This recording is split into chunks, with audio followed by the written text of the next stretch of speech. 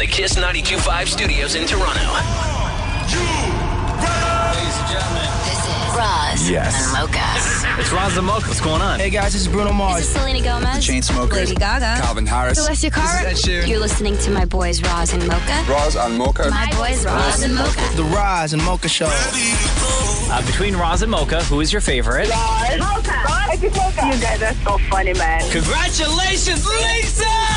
Wow! You just won $1,000. That is amazing. Y'all just made my entire morning. Keep it up. You guys are awesome, man. This is the Roz and Mocha Show. Podcast.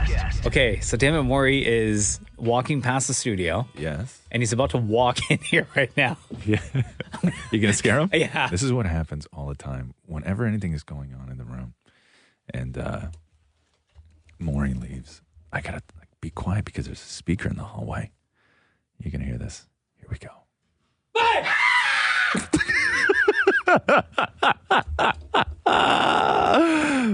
That was a great live scare, by the way. Fantastic live scare. How often in a day? We're live? Yes. How often in a day, Maury? Yeah. How often in a day do I what? Does Mocha scare you like that, do you think? Like, realistically? At least, Five or six. I would say 5 or 6 times a day. There are times where I'm at home and I'll come out of the bathroom and wonder if he's there. Right. Yeah. I know. PTSD. What's that? Never mind. Is that like when you come back from work? Yeah. So there was one day last week, I think it was last week, where Mocha got you twice within a minute. Yeah. Where I have, by the way, Yeah. I have a scar on my arm from last week's scare. Why? What happened? Where he scared me while I was coming through the door over there, and I guess I sort of jammed myself against the wall. Right, because the first thing that happens when you heard that just now, it was you heard the scream, but what you can't see is when Maury screams, simultaneously as a scream comes out, his hips lose control, right? Like they're either like swaying side to side or like forward and back, like it's a full hip movement when that happens. A lot of work is involved. A lot of work is involved, and you're out of breath after you get scared. But that was a good one. Hold on, I have to applaud you for that, for the live scare this morning. There was one time, I remember we were in the hallway on a completely different floor and I scared Maury. Yeah. And he screamed so loud. Somebody ran out from the office. Okay? Somebody ran out from our Scaring office and me. was like, is everything okay out Right, here? because they thought that there was an emergency. Are you okay? Yeah. Yeah. Okay. As long as you're all right. You sure? But Yeah. but great live scare today. Great. That was fantastic. Hey, man. I aim to please. This is the Roz and Mocha Show. Podcast. We have to warn everybody. What? Dammit Maury is sick, Oh. which means he's not in a good mood. Offices are terrible this time of year. I like just don't even come to work when you're sick. For real. Like for real. And it's not even that you're not even contagious anymore. You're just such a pain in the ass to deal with. Yeah, this guy moping around here. Oh, I took Neocitrin. It's not Yeah. working. I took NyQuil. It's not working. And then we all have to sort of bend and, be careful around you. Like don't make him work too hard. He's sick. Maybe don't get him to do this thing today because the poor guy's sick. Well, don't come in. Yeah, stay right? home. I'd rather you stay Because home. now I have to worry about you, right? Now you're suddenly my problem. Hold on, we got to take a call real quick. Hey, it's Roz and Mocha. What do you want to say? Boys, what's going on? Yo, Frank, what up? Listen, Maury has to have some garlic and honey. Oh no! And now we get the old Bubba's home remedies coming in. Oh, here we go. garlic and honey do? I'm trying to help the poor guy. Yeah. What does it do? I know. It's so weird to hear you, Frank, calling in to the Roz and Mocha Show to help Maury because we know for years you friggin' hated Maury. Let me say something here. Go ahead, I'm Maury. convinced Frank Yeah. secretly wants to father me. What do you mean, father? You like Like he wants to nurture me. I think Frank secretly likes Maury a lot. Maury being me. It's weird that you said father you instead of just be your friend or that he No, because secretly I likes think you. he secretly daddies me. Right. I think that you secretly are looking for a daddy. Well, not I in the think- sense of a daddy like a daddy. I think that he's creepy. Oh yeah. Yeah, Okay. very. Especially with that sentence that you just said, Maury. Yeah. Frank, you want to? It's true though, right? You want to father me? No, not really. No. So there you go, garlic and honey. Garlic. What is? Is that what you do? Garlic and honey? Yeah, you get a whole garlic, chop it in half, you chew it whole, and then a tablespoon of honey. Ew, that's gross, dude. Never. I'd rather be sick. No, I actually love garlic. I mean, I actually really love the taste of garlic. Yeah, but you would eat a whole half of raw garlic? Yeah, why You not? chew it up. You chew it up, yeah. Yeah. That is so Maury, I gross. bet you couldn't get through it. Yeah, but Yeah, if you're definitely dunking not. it in honey, there's nothing easier. Maury, I'm telling you right now, if you left right now and went and found a garlic, I don't think that you could get through 3 whole cloves. 3 whole cloves? Yeah. I'll Yeah, that up could you be to your Monday 4. morning I will show. put all Yeah. 3. What are you talking about? We got the rest of today. Maury, go for Yeah. the rabba, get a More- yeah. go get a Okay, garlic. hold on here. So go and get some garlic and honey. Screw No. the honey. Anybody can eat honey. You just said that you love garlic, so we're only Yeah. going to do garlic. Okay, so no. no Yeah. chaser. What's that? No chaser. Yeah. Oh, no. You know what? Okay. So what's the recipe, Frank? Just straight up honey and garlic. Honey and a tablespoon, and then half a garlic or whole garlic. You got to chew it up, and that's it. Okay. So. Oh, okay, no. Okay. Yeah. Yo, this Yeah. is gonna stink, Can I guys. have- Okay. I Done. can smell all day. No, we're gonna do this. All right. We're gonna do this. Thanks, Frank. Okay. Maury, so I'm going to play a song, Yeah. run across the street right now, go grab that garlic, and come right back. All right, I'm on it. Okay. Yeah. The Roz and Mocha Show podcast. Maury had just over 3 minutes to go find garlic and honey, which you did. Yes. The place smells beautiful. Can you? And that is so grab a couple of That those. is a That's big giant garlic, man. Garlic. Well, there's like many cloves that's on here. Okay, so now pull the skin off it now. I hope this works because you've been a pain in the ass all morning. Down the hatch, as Frank said, it is a no. you take Honey the- after. No, I thought- no, wouldn't you dunk, No, eat, dunk, you don't eat? dunk. No, it's no. honey then garlic. Why That's wouldn't you dunk it like an apple peel? Because that's exactly what you said. You said that you love garlic, and Yeah. you would do. We're doing honey. We're doing garlic, and then we're chasing it with honey. Your words. Okay. I feel like it would be a lot. Okay. Those are big cloves of garlic too. No. I feel like I should just throw them all in at once. down the hatch, all 4 at once. Oh Those my are, God. Are you serious, dude? Yeah. Yeah, but because Okay. if you do it one at a time, then there's just no point. Right. Okay. So Oh, go no. ahead. Oh, no. Have you Oh, done this no. before to make yourself to help with a cold, or no? You haven't done the garlic and honey. Usually you would put the garlic in the oven. Okay. Sure. Oh my God. 4 cloves Yeah. at once? Yeah, that's what he said. What's the worst that can That's happen? what he said. These are Yeah, his what's words, the not my worst words. that could happen? Yeah. Okay, here we I'm go. going to have to cancel my day plans. I'm Yeah. going to reek after Okay. this. Go ahead. All of them. After this. All of them. No. Go. More. Come on. Go. Start All of chewing. them. Start chewing. Oh no. Oh, Oh no. my God. Oh wow. Oh God. That one just fell out of your mouth. Oh wow. No. The garlic's got to go down Garlic first. Oh, God. My tongue is numb. Yeah. Whoa. Because garlic sort of No, burns. no, No. no. No. Ew. Okay, so that God, was. Maury. Oh. Ew, that's so gross. what's the matter? Oh, spit it all out. Ew.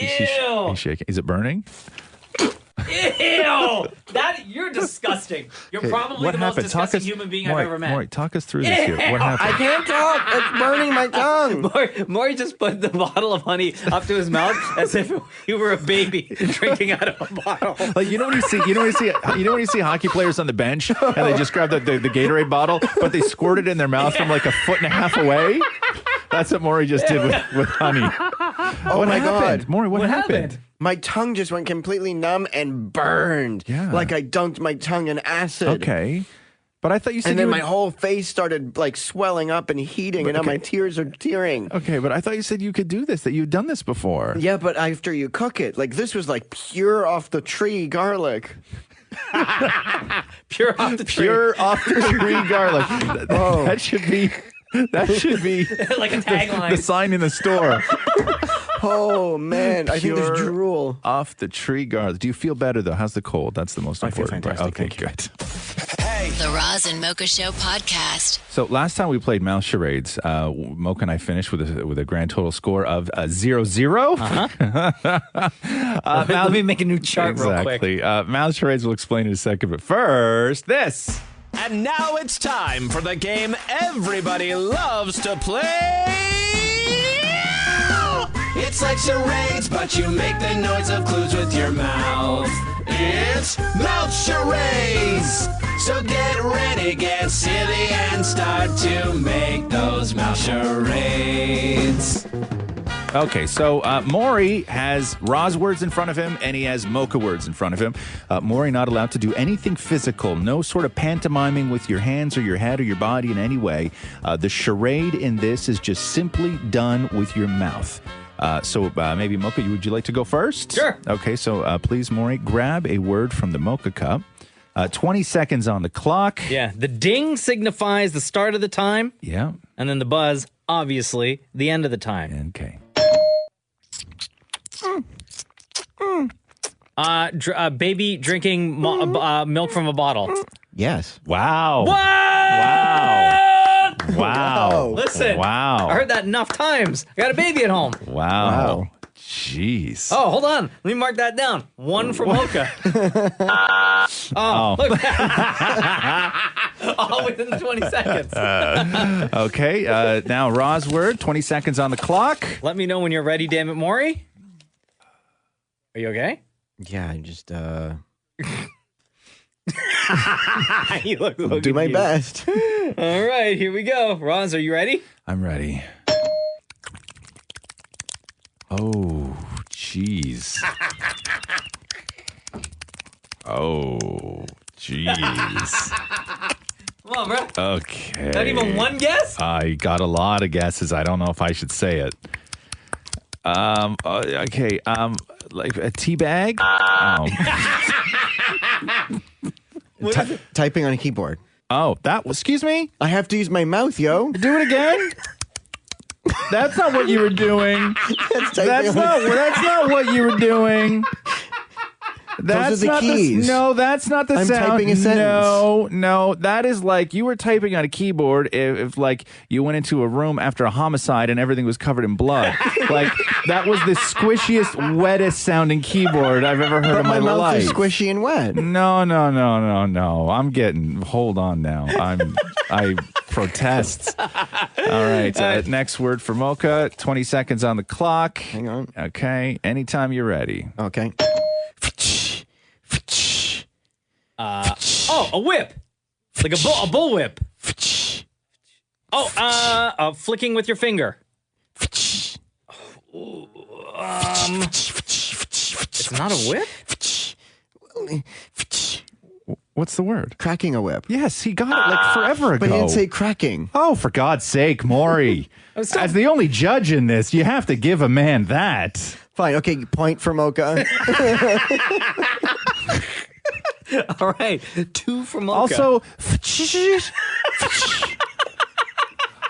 this game sucks. Okay, come on. Okay. Here we go. Next word. See, I close my eyes when Maury does it. Oh, should I be closing my eyes? I think so. I think so because he does movements with his head. That's okay. what he said. Okay. So 20 seconds on the clock. Yeah. Yes. Okay. Again, why do mine always sound like the same thing? Okay, like okay.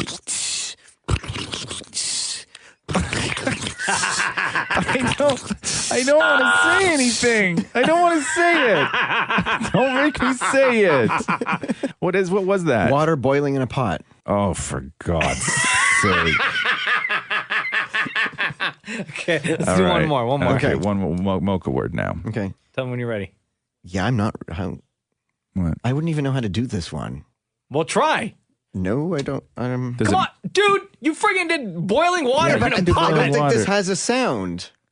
Hold on, let me see it.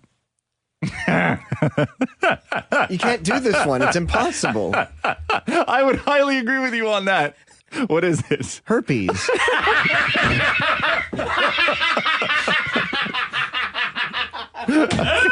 Okay, pick another word for Mocha. Okay. Okay. I imagine it would sound a whole lot like the words I've been getting. Okay. Are you ready, Maury? Okay, 20 seconds on the clock, jabronis. Okay. Close your eyes. Rain. Making dough. That's wet. Yeah, That's it's what he very wet. That's a horrific sound. Come on, what were you possibly going to say? Oh, I was going to say stirring macaroni in a pot. Mixing pasta. Wow. No. Time ran out, bro. Time ran out. Time ran out. Time ran out. Come on. Okay, Mike, I get the last word here. I get the last word. Okay, one more for you. 20 Yeah. seconds on the clock. Make that it, one doesn't count? I hope to God it's not herpes. Okay. Okay. David Morey, are you Yeah, ready? yeah. Okay.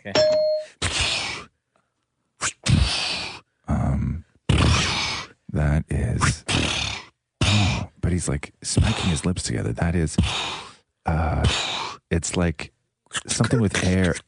Oh, what's that part? Oh. God, what was that? Slamming a door. That's slamming a door? Yeah, this part here.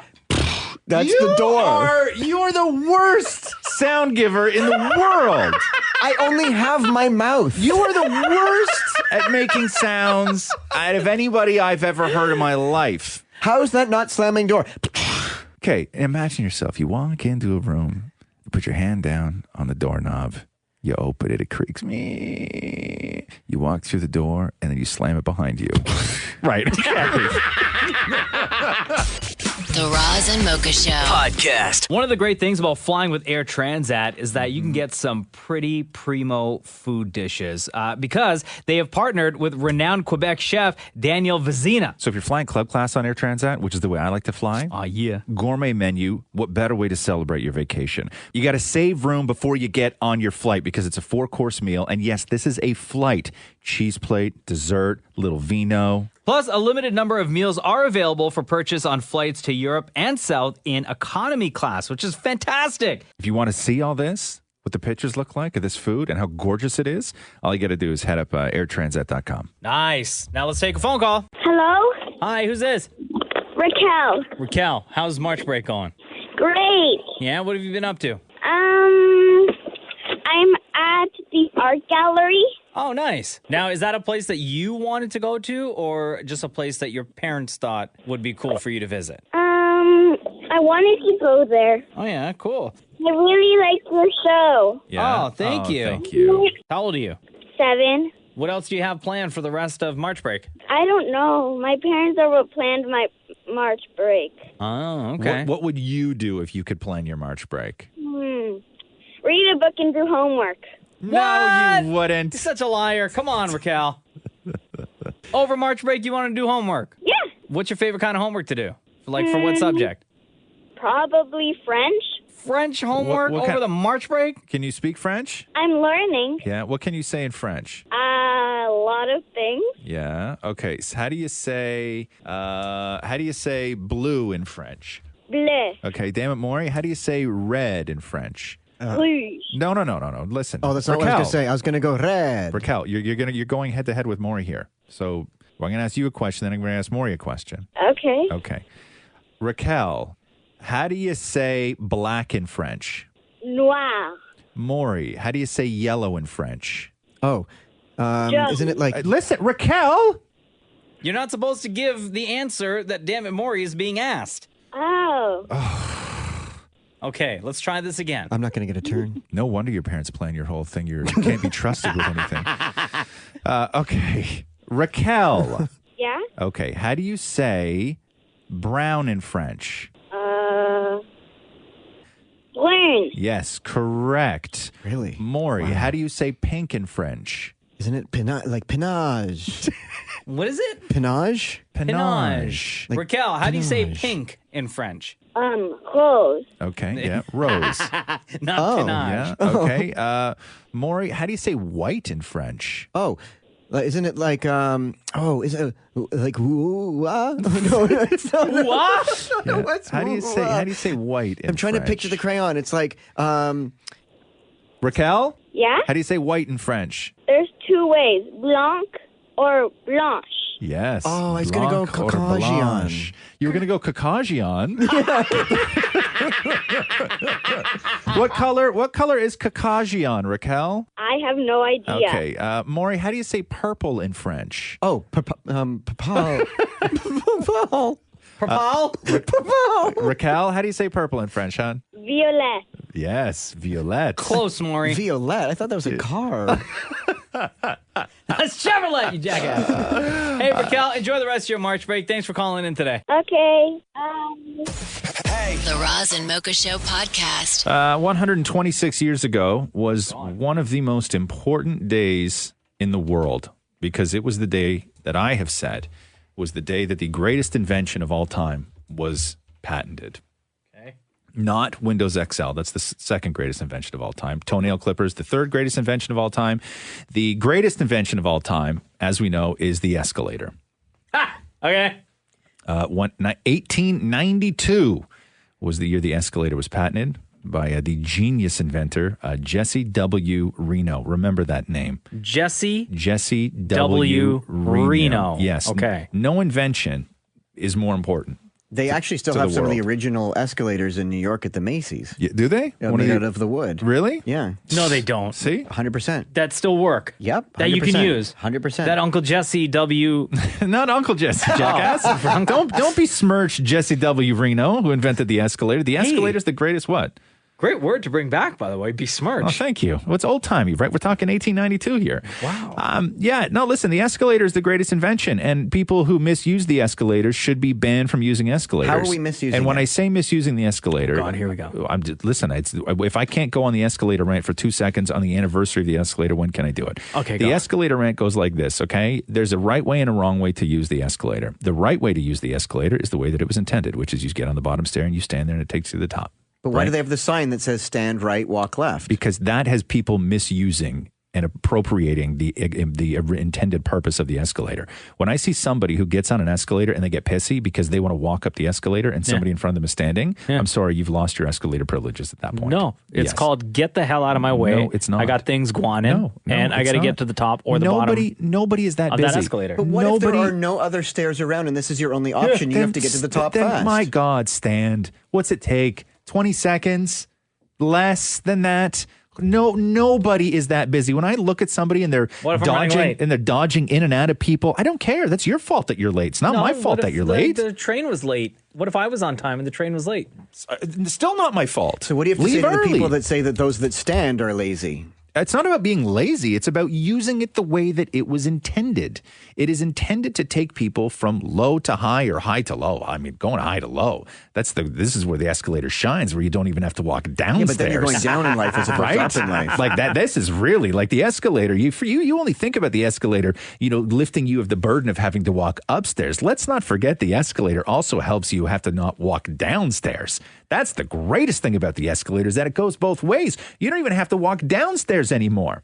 But if you're running up an escalator and you're darting in and out of people, you're using it wrong and you should be banned from escalators. I don't think so. Yes, 100%. Nobody is that busy. Nobody if you want to take full Nobody. advantage of what the escalator was intended for, then you stand to the right and you shut the hell up. But why can't we have options? It's not about options. It's about using something the way that it's supposed to be. I looked at my kid yesterday, and she was smearing. You're not telling her to do it this way, no, are you? No. But I looked at Roxy yesterday, and she was making a craft. This like beautiful, cool sandbox thing that she was making. Yeah. But she was spreading glue on a piece of cardboard with a pencil. And I was like, brilliant. why don't you just ask me for a stick instead of just using a pencil? Because now I'm going to look for a pencil and it's going to have glue all over the end of it. And she's like, but the pencil works best. And I'm like, See? I know, but It that's not works the best. intended purpose of the pencil. The pencil needs to fulfill its destiny, which is writing. Okay, the escalator needs to fulfill its destiny, which is taking you casually from one floor to another floor. Okay, let it fulfill its purpose. You're robbing the escalator of its destiny when you run up an escalator, darting in and out of people. I think it's because it moves too slowly. It's upsetting. If it moved quicker, we would be in. We would have no problem standing. People like shoot you off the top. I think it needs to go faster. Like how fast do you want an escalator to go? It should go quick. Then we'll stand. No. You can't be shooting people. You can't launch people off the top of an escalator. But then we won't walk. Like 10 feet to the airbag. You know what I mean? Like The Roz and Mocha Show Podcast. Yes, we welcome back to the Roz and Mocha Show former Bachelorette Canada, Jasmine Lorimer. Hello. How are you? Good. How are you?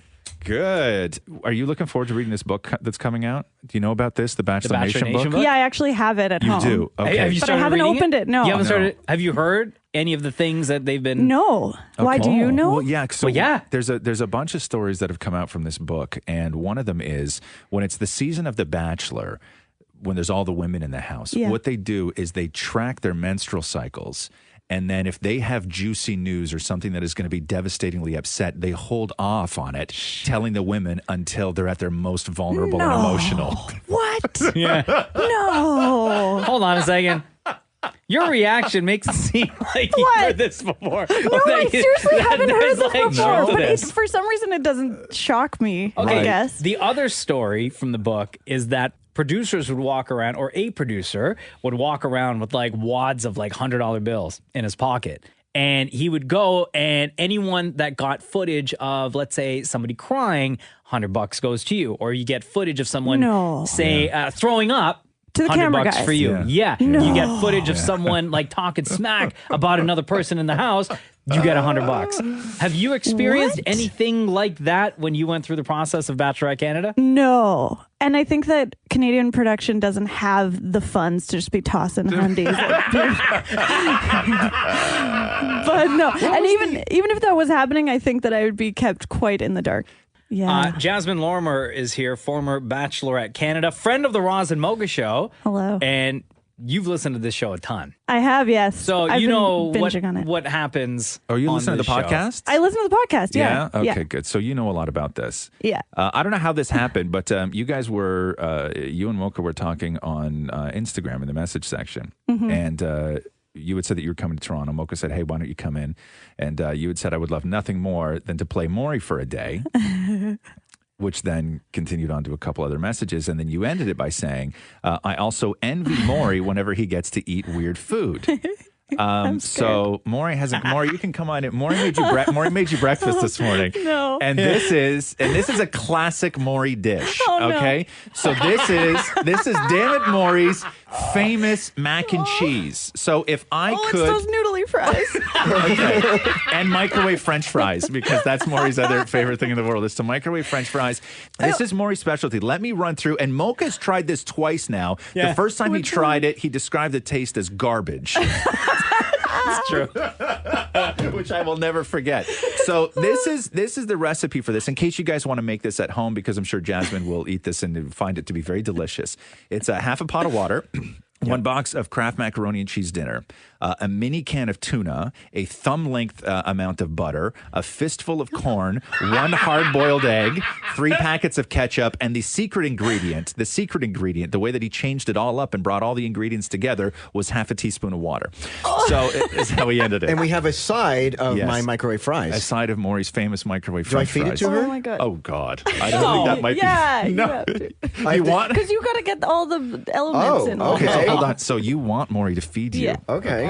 I've never... Oh, that's such a big bite.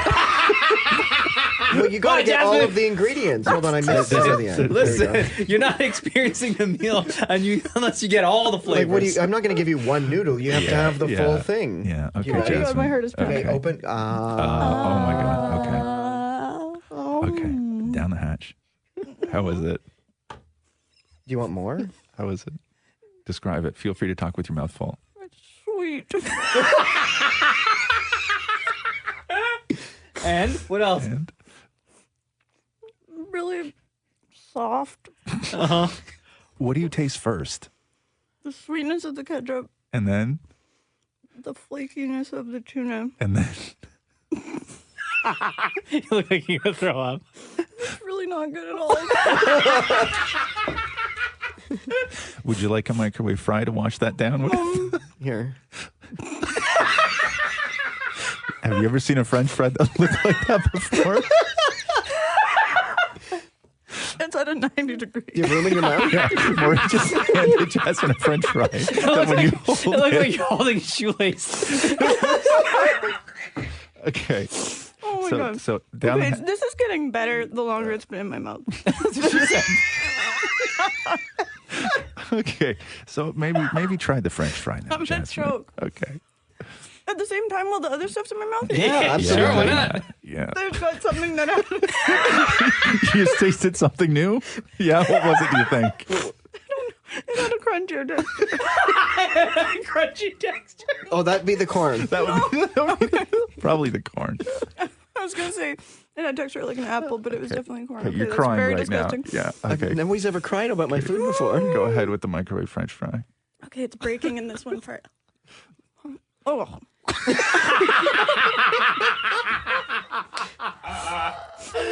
Oh my God. You know the texture of a frozen French fry? Yeah. It has that same texture, but it's just floppy. Do you want the rest of this as takeout? I really, really don't. Oh my God. Jasmine Lorimer, we love you so much. Thank you very much for visiting the Roz and Mocha Show. Thanks for having me. The Roz and Mocha Show podcast. Yo, man, I am still wilding out over this letter that this mom in Newmarket, Ontario got over her loud-ass kids. Morgan DeCaros DeBoer, she's got 4 boys, I think, all under like 6 years old. Yeah, 6, 4, 2, and 9 months. And they go buck wild in the backyard like 4 boys would. Sure, why not? Who cares? And in the neighborhood she lives in, I guess the kids are loud because that's what just boys do. You got to allow boys to be loud and just fight and stuff like that. And they're kids! And somebody complained about the noise, but they didn't complain in the sort of regular way that a neighbor would complain coming over to the house, whatever. So Morgan, the mom, got a letter in the mail from Canada Post, like with a stamp on it that was mailed to her house from a neighbor. AKA a coward. Right? You coward. So the letter, some of the letters to...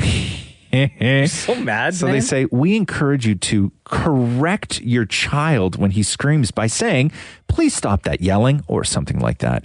Perhaps if you supervise them while they were in the backyard, that would help. Other possibilities would be take them to the park. They say, I am one of several neighbors who are frustrated with the frequent screaming and shrieking your children make while playing in your backyard. This is very disruptive, whether we are outside or inside, and interrupts whatever we are doing, like TV, reading, or napping. And again, they sent it in the mail. Take you to the park. Right? All of us. Again, the mom's name is Morgan DeCaros DeVore. She's with us. Hi, Morgan. Hello. Hey, you keeping them kids quiet or what? At this hour, yes. I'll tell you, I just went back through and I read the entire letter this time. And as outraged as I was yesterday when I first heard this story, because it was just seemed like just such a despicable act, going through the letter itself isn't that harsh, I would say. But what I can't get over and what I think makes this so despicable is that if it is in fact an actual neighbor, that they just didn't come and talk to you. That was the first thing, right? Yeah. The fact that they mailed it to me instead of even just dropping it off on my porch if they didn't want to speak to me. Right. They didn't want to come close to the house. So, Morgan, when you got this letter, you opened it up, you read it, immediately, did you think, I know exactly who this is? No idea. No idea. So nobody else in your neighborhood has ever said, like, even made like a jokingly kind of comment about your kids being too loud in the backyard. No one has ever said anything to you? Not at all. Everyone is super nice to the kids. The kids say hi to them every day. Yeah. The kids play with the dog next door. They're always throwing balls in the neighbors' yards and things, and they're throwing them back and smiling and laughing with them. Right. Have any of your neighbors said who they think might have sent that letter? No. Do you have any neighbors that don't have kids? Yeah, we have neighbors that don't have kids, Okay. but I'd start looking there first. We've been living here for 3 years and never had an issue. So my feeling is that it might be someone that has recently moved in. Oh yeah. Well, that can't be hard to find. We don't. I mean, it's kind of like you know how when the houses are close together, there's like an alley of backyards. Mm-hmm. Yeah, I'm pretty sure it's someone on the in our backyard. When you went public with this, what was your reaction? I guess to the reaction. How did you feel when people started to respond? I was overwhelmed. Yeah. Right away because of course I was looking for some support, some thoughts of, am I doing the right thing here? Am I crazy? Like, are kids supposed to be loud? Yes. But how do other parents feel about putting them in the backyard and letting them get their frustrations and burn off that energy? Exactly. But right away it was all, you're not doing anything wrong. This is perfect. You're supposed to do this. I mean, as long as they're not out there blood-curdling screaming for 2 hours at a time, then it's all fine and dandy. And of course I'm not letting them scream their heads off. Then my baby would never sleep. Right. Yeah. Okay. Mocha and I profiled this yesterday. So here's what you're looking for. Okay, is you're looking for somebody new to the neighborhood. I'm going to say between the ages of 35 and 42 that have no children. Okay, that's the first. Okay. That's the first people you're going to look for. The second people you're going to look for are the people who are maybe a little bit older, whose kids have left. They're on their own, and they feel that they did a better job raising their kids than you're doing raising your kids. So it's a judgy older person. So it's going to be one of those two. Considering the letter was judgy, then it's a possibility. Right? I think this to me sounds like you're being judged by somebody who feels that they were a better parent to their kids than you are to yours. Or, as you mentioned, Morgan, it could be somebody who's new to the neighborhood. Yep. It's a possibility there. Burn it all down. I'm just hoping that they all smoke them out. No, smoke them out. Smoke them out. Neighborhood. Real quick, Morgan, before we let you go, so your kids are 6, 4, 2, and 9 months old. Oh God. So the 6 and the 4-year-old, right? Have you had to have a conversation with them about this, or do they just not know about what's happening right now? I did have a conversation with them. Yeah. Just letting them know what was happening, especially since it blew up on social media and we've had people here. Oh, okay. And I told them they're not doing anything wrong. Good. But I did tell them that, this is a good time for us to talk about mutual respect in the neighborhood, right? Sure, yeah. That's always a good time. Are all your kids boys? Yes. You got 4 boys under 6? Yes. How terrible does your house smell all the time? It doesn't smell yet. No? Okay. Oh, man. Wait till they're all It'll come. teenagers. You just wait. Wait till they're all teenagers. Just I can't wait. You wait. Morgan, we appreciate you taking time out of your day to chat with us on the Roz Mocha Show. Yeah, no problem. You fully got our support, and we hope, the person that or people that wrote this letter either come forward or are found. I'm hoping they come forward, and they were supposed to be a neighborhood, a nice, friendly neighborhood. So I'm hoping that they can come and talk to me. Smoke them out. Yeah. Thanks, Morgan. Have a great day. Thanks, you too. This is Roz Mocha. Who's this? Good morning, Roz and Mocha. This is Kelly calling from Hamilton. How are you guys? Good. What's going on in Hammertown? Well, nothing here, but I wanted to share a story of a friend in Mississauga who had a similar incident with the story you just told, where the neighbor actually yelled over the fence at the kids for just playing. Oh, yeah. So his response to that was to go to Long and McQuaid and rent some very large speakers. And for the rest of Sunday morning, I believe at 6 a.m., he went to the other neighbors and explained what was happening and blasted Rammstein and Marilyn Manson all day at a very high decibel, and then asked his neighbor what he would prefer. Really? Yeah, no, you can't. I don't know. People are just... It's a lot. Kids are kids. Thankfully, they're outside playing and not thumbing it on video games. So, pick your I would, it's. You ask me, if you ask a question, what you would rather have your kids do, and interaction and just playing and creating fun and being loud and disruptive, but sort of safe. Kids have to figure out what the line of safe is. Like, if I could walk into my house, right? Yeah. And if I could walk into my house and see one of two things, if I could walk in and see Roxy and a friend sitting on the couch playing video games, or if I could walk into the couch and see Roxy and a friend lying on the floor lighting their farts on fire, I'm going to pick. I'd like to walk in the house and see Roxy and a friend lying on the floor lighting their farts on fire, because to me that's like, that shows a creativity. It's fun. You're goofing around. You're also science. Right? Like if I had to pick, that's what I'm picking. Yeah. Agreed. Agreed. Yeah, people need to keep to themselves and just mind their manners and leave it alone. We used to do all sorts of stuff. Like I never see kids, just like beating on each other and just jumping off stuff. Like you just never see that anymore, right? Not anymore. It's a lost art. The art of play is a lost art. Anytime my brother and I, if we were ever in a store, right, and if we passed anything long and thin, whether it was like a piece of hose or like a poster that was rolled up or a pool tube or whatever, anytime wherever we were in our lives, somebody was going to get hit in the aisle of that store with that, right?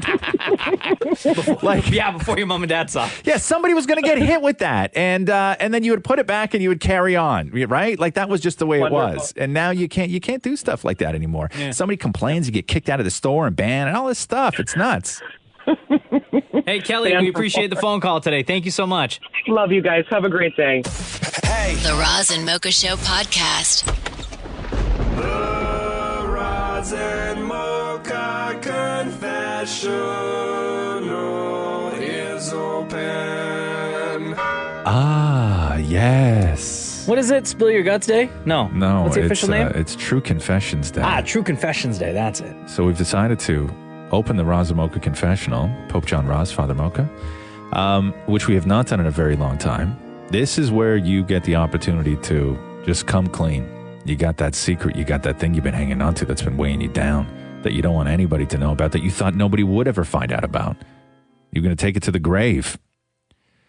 This is your place to air it. You don't have to say your name. You can if you want. We encourage you to say your name, but you don't have to say your name. And here's the thing. You're going to be punished for sure. Oh, for sure. Right? You have to be. But all will be forgiven, though. By, given a certain amount of Roz and Mochas to say. That's but true. as Roz just said, rewarded. JT tickets tonight at the ACC.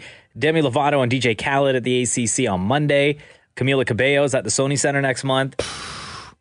You're kidding me. Line 4. Hi, guys. Good morning. Morning. You are more than welcome to say your name. If not, totally cool. Okay. I think I'm going to leave my name out of this because it's pretty bad. I love these ones. That means this is a good confession.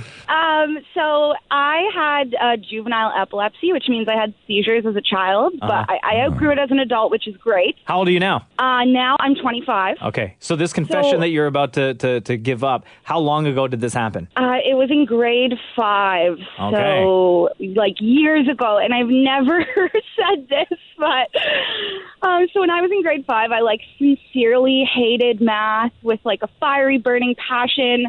And one day in my math class, I faked a seizure to get out of the class. No, you did not. I did. They called an ambulance. I had to go to the emergency room. Oh, no!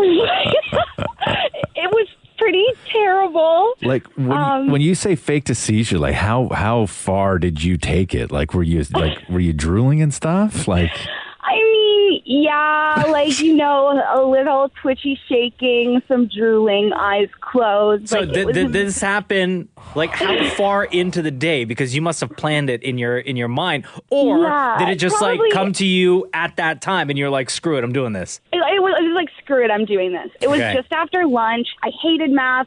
I hated my teacher. So I needed to get out of there. And I was like, well, there's only one way.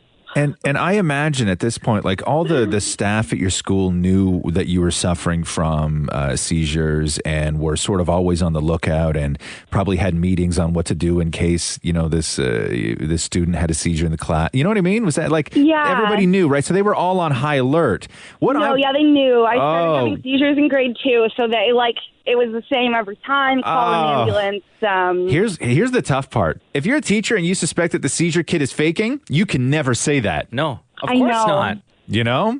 You got fired. Yeah. Okay, so you got out of math that day though, right? I definitely got out of math that day. So wait. How long were you in the hospital for after you faked your seizure and they picked you up in the ambulance and everything? Like 6 or 7 hours, probably. So, did they call your mom and dad at work and they had to come to the hospital and all this stuff? They did, yeah. Oh, no. An entire I now day. realize how horrible it is, but at the time, it seemed worth it. And did you have to go to school the next day or you got to stay home? I got out of school the next day as well. Wow. Yeah. Wow. Okay, well. Man. Jeez, man. Sorry, and how old are you now? I'm 25. Yeah. And this happened when you were in 5th grade. Yeah. Yeah, okay, well, wow. Jeez. What's going to happen when your parents find out about this? My parents won't. They live up in Muskoka. My mom actually listens to Kiss 92.5 sometimes. Yeah. I'm just hoping not this morning. Okay. Man, I hope she's listening today. Fantastic story. However, you do have to be punished. Oh, no. I thought all was forgiven. Well, it will be. Okay. Say 8 Roz and Mochas and all will be forgiven. You bad, bad person, you. All right, not too bad. 8 Roz and Mochas. Okay. Go for it. Roz and Mocha, Roz and Mocha, Roz and Mocha, Roz and Mocha, Roz and Mocha, Roz and Mocha, Roz and Mocha, Roz and Mocha, and damn it, Maury. Oh, snap. Now, as we said, all will be forgiven, but also today, one time only, all will also be rewarded. Woo! What are you doing tonight? I have have no plans tonight. Well, guess what? You do now. I do now? Yes, you Oh, Justin Timberlake? do. Yes. Is that my plan? That's your plan. You guys are the best. Oh, my God. Woo! I love JT. I love him. Nice. Well, congratulations. You're going to see Justin Timberlake Man of the Woods tour tonight at the ACC. Awesome. Thank you so much. Hi, it's Roz Mocha. Hi. Hey, you got a confession? I do. First off, what's your name? You don't have to give It's it. Kelly. Oh, damn. Okay. Okay. It's fine. Okay, Kelly. So it was 2004, I believe, and I was having a barbecue, one of my first barbecues at my new place, and one of my coworkers had asked, she kept reminding me to make sure that I got vegetarian burgers and hot dogs, and I forgot in all the chaos of planning a barbecue for everyone, and I ended up just sort of like clearing a part of the barbecue, making it nice and clean, and putting some regular hamburgers there and telling her that they were vegetarian. In my defense, she was one of those really annoying vegetarians, and please stop wearing perfume. It hurts my nose. Oh, no. What the hell are you being friends with somebody like that for? Why'd you have to invite her? It was well, she's a coworker, and I invited other coworkers, and I felt bad. So Okay, so here is my... That's pretty funny, though. Okay. So you made the choice, though, to feed a vegetarian a meat burger instead of just saying, hey, why don't we try and fix something else up? Because I don't have any veggie stuff here. I know, but so the whole afternoon, though, she kept asking me what brand they were because they were the best vegetarian hamburgers she'd ever had. Oh no! So what'd you say? And I've repented ever since. It's been 13 years. Yeah. In my job, I have to plan events and things like that, and I make sure that when someone says, I need non-alcoholic wine for my Christmas basket, I go out and get it. If they need we gave out turkeys at work, they wanted a halal turkey, I made sure that I tracked one down. So I do my part now. I make sure that everybody's dietary restriction is stuck to. What happened with this vegetarian coworker then? She never found out. Yeah. And I ended up getting her a deep fryer when she moved into her own place. She gained 60 pounds because they deep fried everything. Oh no! I'm a horrible person. Right. What kind of vegetarian is on a deep fried diet? This sounds like the weirdest person No, they ever. They were doing tempura zucchini, tempura, all their vegetables. No, it doesn't matter, but you're still, if deep fat fried is deep fat fried, it doesn't matter what you're putting in it. Okay, it's not me. I'm not the vegetarian. No, I know. I hear you. But this woman wound up having the best veggie burger in her life, and the reason it was the best veggie burger in her life is because it was premium meat. It was really good meat. Wow. Well, you got to be punished. Wow. That's pretty funny, though. All right. Say 7 Roz and Mochas, and all will be forgiven. Maybe. Roz and Mocha, Roz and Mocha, Roz and Mocha, Roz and Mocha, Roz and Mocha, Roz and Mocha. I think that was 7? No. Roz and Mocha. Thank I'm you. at work. Oh. All right, Kelly. What do we got left? Let's do DJ Khaled and Demi Lovato on Monday. That is going to be an insane concert. Yeah. That's insane. Thank you. Yeah. Okay, Yeah. there you go. Hey, they Pair have tickets. great veggie burgers at the ACC, by the way. Congratulations. Thank you. All right. Go ahead, line 2. My name's Hefnia. Hefnia. All right. That's a very specific name. I hope none of your friends are listening. I hope not. Well, my friends don't know. I the only concern I have is if my mom is listening, which she's not, because she would kill me. Okay. So, how long ago did whatever it is you're about to tell us happen? 2.5 years ago. Okay. So my cousin was getting married, and I didn't know his fiance very well. But as we started to get to know each other during the wedding and whatnot, I didn't really vibe with her too well, and I guess, we didn't get to know each other as much as we wanted to. So traditionally in our culture, the groom's family, immediate family, will purchase a gift for the bride during the wedding. And I was feeling very petty, so I didn't really want to spend... What kind of gifts?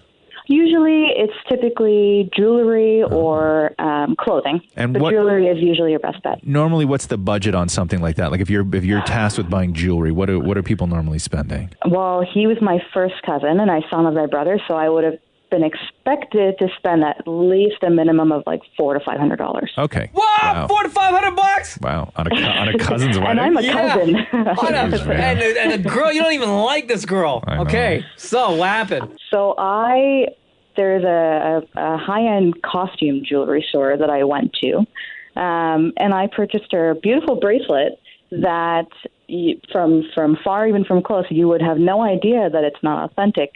But I got it for her at a fraction of the $400 or $500 budget, and I gifted it to her.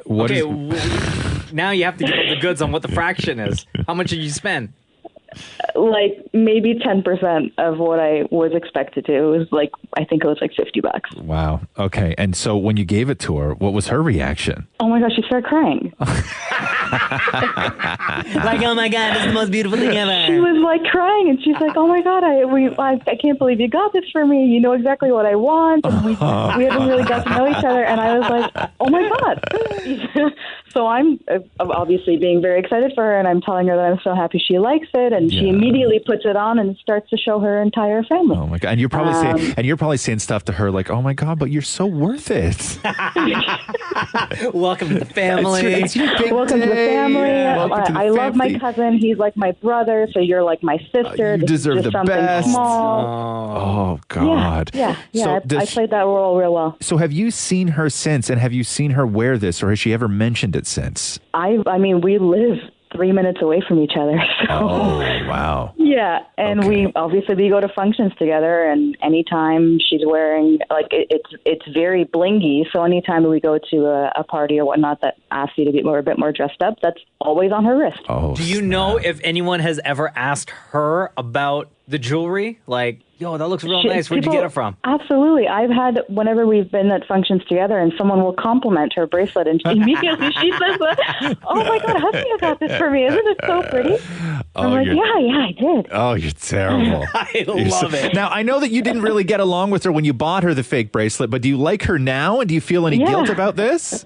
I mean, I feel guilt. We're pretty close now. Oh, no! But I will never tell her. I'll never tell her. I can't. I have too much pride. God. Okay. Well, you know how this works. You do have to be punished. Oh, okay. Say 9 Roz and Mochas, and all will be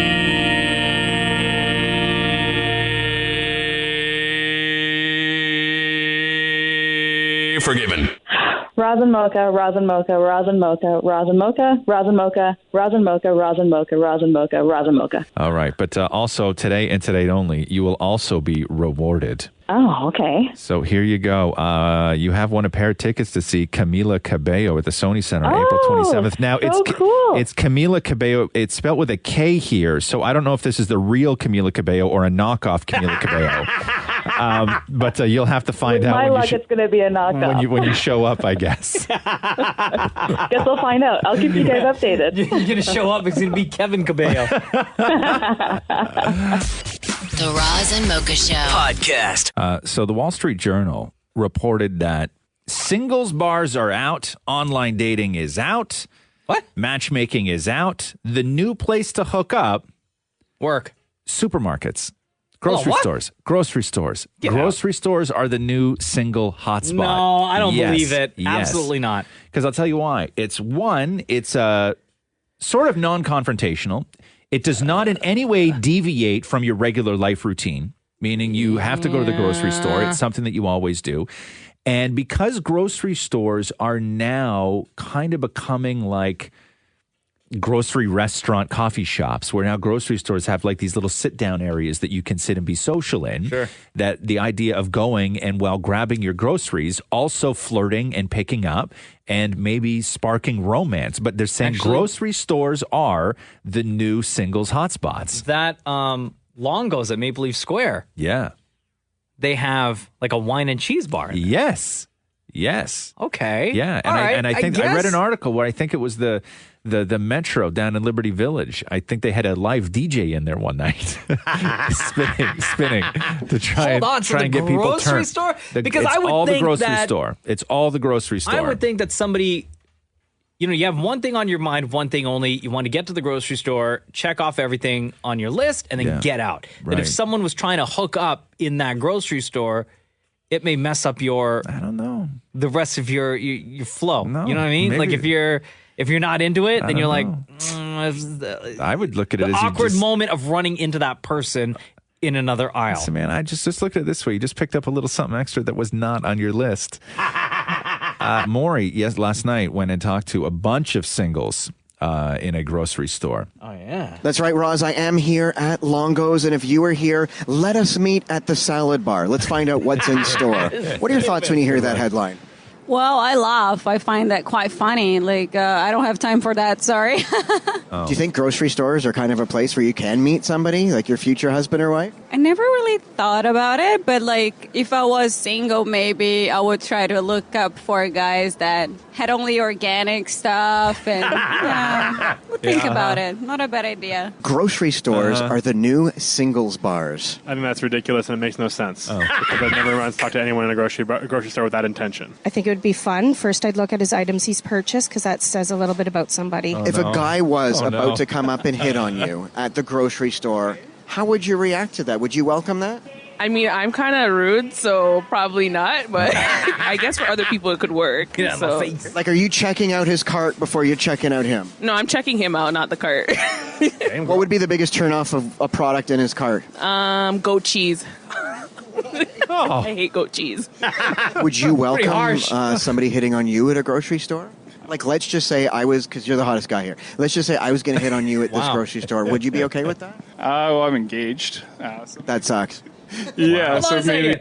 Why would you say that sucks when you're married, Maury? I'm engaged. You notice how Maury didn't say, that's okay, I'm married? Yeah. Also, again, you're married. Well, I'm engaged. That sucks. Yeah, so maybe I would be a little bit adverse to it. But, I mean, I guess it's a reasonable place to be approached. You don't feel threatened. If you knew you were going to be hit on, would it change what you put in your cart? It wouldn't change what I put in my cart. Nope. It depends on what I'm like here for. I'm not going to just, if they don't like me for me, then them. Oh. Well, at least, you can check out the bananas and you can, see if you want a nice ripe banana or if you want a greener one. You're talking about men, right? Pretty much. Wow.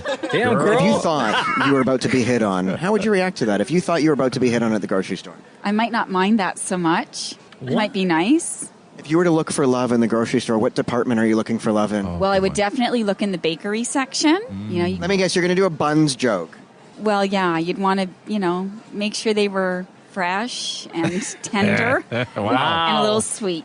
Last question for you. If you knew you were going to be hit on at the grocery store, would you change what you were putting in your cart? Absolutely. I would put all kinds of fun fruits like strawberries, a little chocolate. Like if you saw something in his cart, what would be the biggest turnoff in his cart?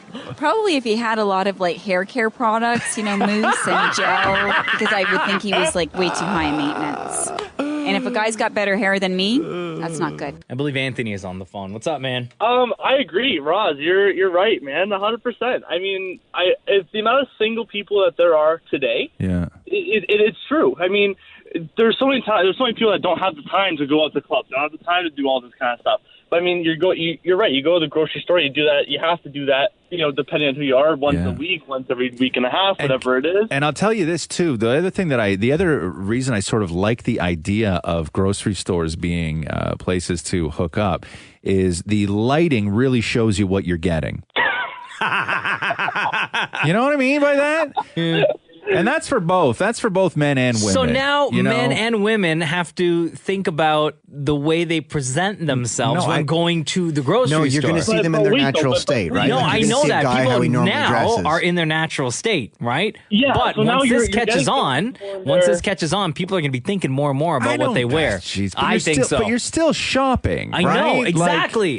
But I would tend to say that, it's the people who would look like they are just there shopping that would have the best chances as opposed to those people who look like they were going there to hook up. Yeah. Yeah. Did you ever do this more? No, but there is a theory, a known theory, that if people go to grocery stores... Pause for 1 second. Gay theory? Very much so. Okay. Is there any other? There's a known gay theory that... So if you're at a grocery store and you're wanting somebody to hit on you, you will travel around the grocery store with only a package of spaghetti in your cart. Excuse me? So like if you're just wandering around aisle to aisle and there's only spaghetti in your cart, that's pretty much saying... I am open for business. So that's the DTF flag. Yeah, it's just spaghetti in the cart. That's the sign, Mocha. That's like the come and hit on me sign. You know how many times I've been to the grocery store straight up just to buy pasta? Yeah, and in the cart. Yeah, but was it ragu? Like, was it any other kind? It needs to be spaghetti. Yeah, I've had spaghetti, penne, rigatoni, all that stuff. Yeah. And then you just cruise the... There's the word. There's the word. You just use cruise. You just cruise the aisles just to Right. see maybe there's something else you need. Well, I think the trick would be this: is just don't buy the spaghetti first. Right. Right? No, because then there's not only spaghetti. You want to have green peppers in there and spaghetti. People leave you alone. Right. That's what I said. You don't put it in first. Yeah. Known theory. Hey, Anthony, thanks so much, man. No problem, guys. Thank you very much. I listen to you every morning, and it makes my day every morning. Right well, between Roz and Mocha, who's your favorite? I'm sorry, Roz. Oh, shut up. if you saw Roz and Mocha in a grocery store, who would you most likely flirt with? You know what? Roz, actually. I'm going to go with you on that I'll one. take that win. Okay. Why? Because Roz walking around with spaghetti? Yeah, just got to see Roz with the spaghetti. That's it. Shut up. Yeah. The Roz and Mocha Show podcast. I don't understand how this happened, and I don't know how even smart people are getting behind this. What are you talking But the idea of using a period at the end of a text is somehow rude is now the norm. Huh? You're not supposed to use periods at the end of a text. Like I text, and when I finish my thought in a text, I always just put a period at the end of it. I find when you text, and I've gotten used to it, but I find when you text, even if it's like 3 words, you will put a period in between each word. Sometimes if I want to do like if I'm making a point. Oh, but is that like for serious? Like you do it on purpose? Yeah. Oh, okay. Yeah. But like I'll write a sentence. Yeah. But I'll put a period on the end of it. And Sure. I know Maury takes great offense to this. Catherine always thinks I'm mad. Oh, Because I don't sometimes really care. but I'll write Roz, put a lot of thought into a text to Roz about something I want to work on, and Roz will just write back, sure, period. Right. And I'm like, what do you... but that's the end of his thought, though. No, but it drives me nuts. Like, at least do sure without a period. I'll be much happier without the period. Okay, so let me read you some of these headlines. Okay. Study confirms that ending your text in period is terrible. Using periods at the end of your text means more than you think. Ending a text with a period makes you seem like a jerk, according to a study. Oh, wow. 11 secret meanings behind punctuations in text messages. Putting a period at the end of your text makes you a monster, says Glamour magazine. If you put periods while texting, you may be a jerk after all. Another study says, why ending a text with a period is so awful. The Science of All of Us explains. The period, our simplest punctuation mark, has become a sign of being a jerk.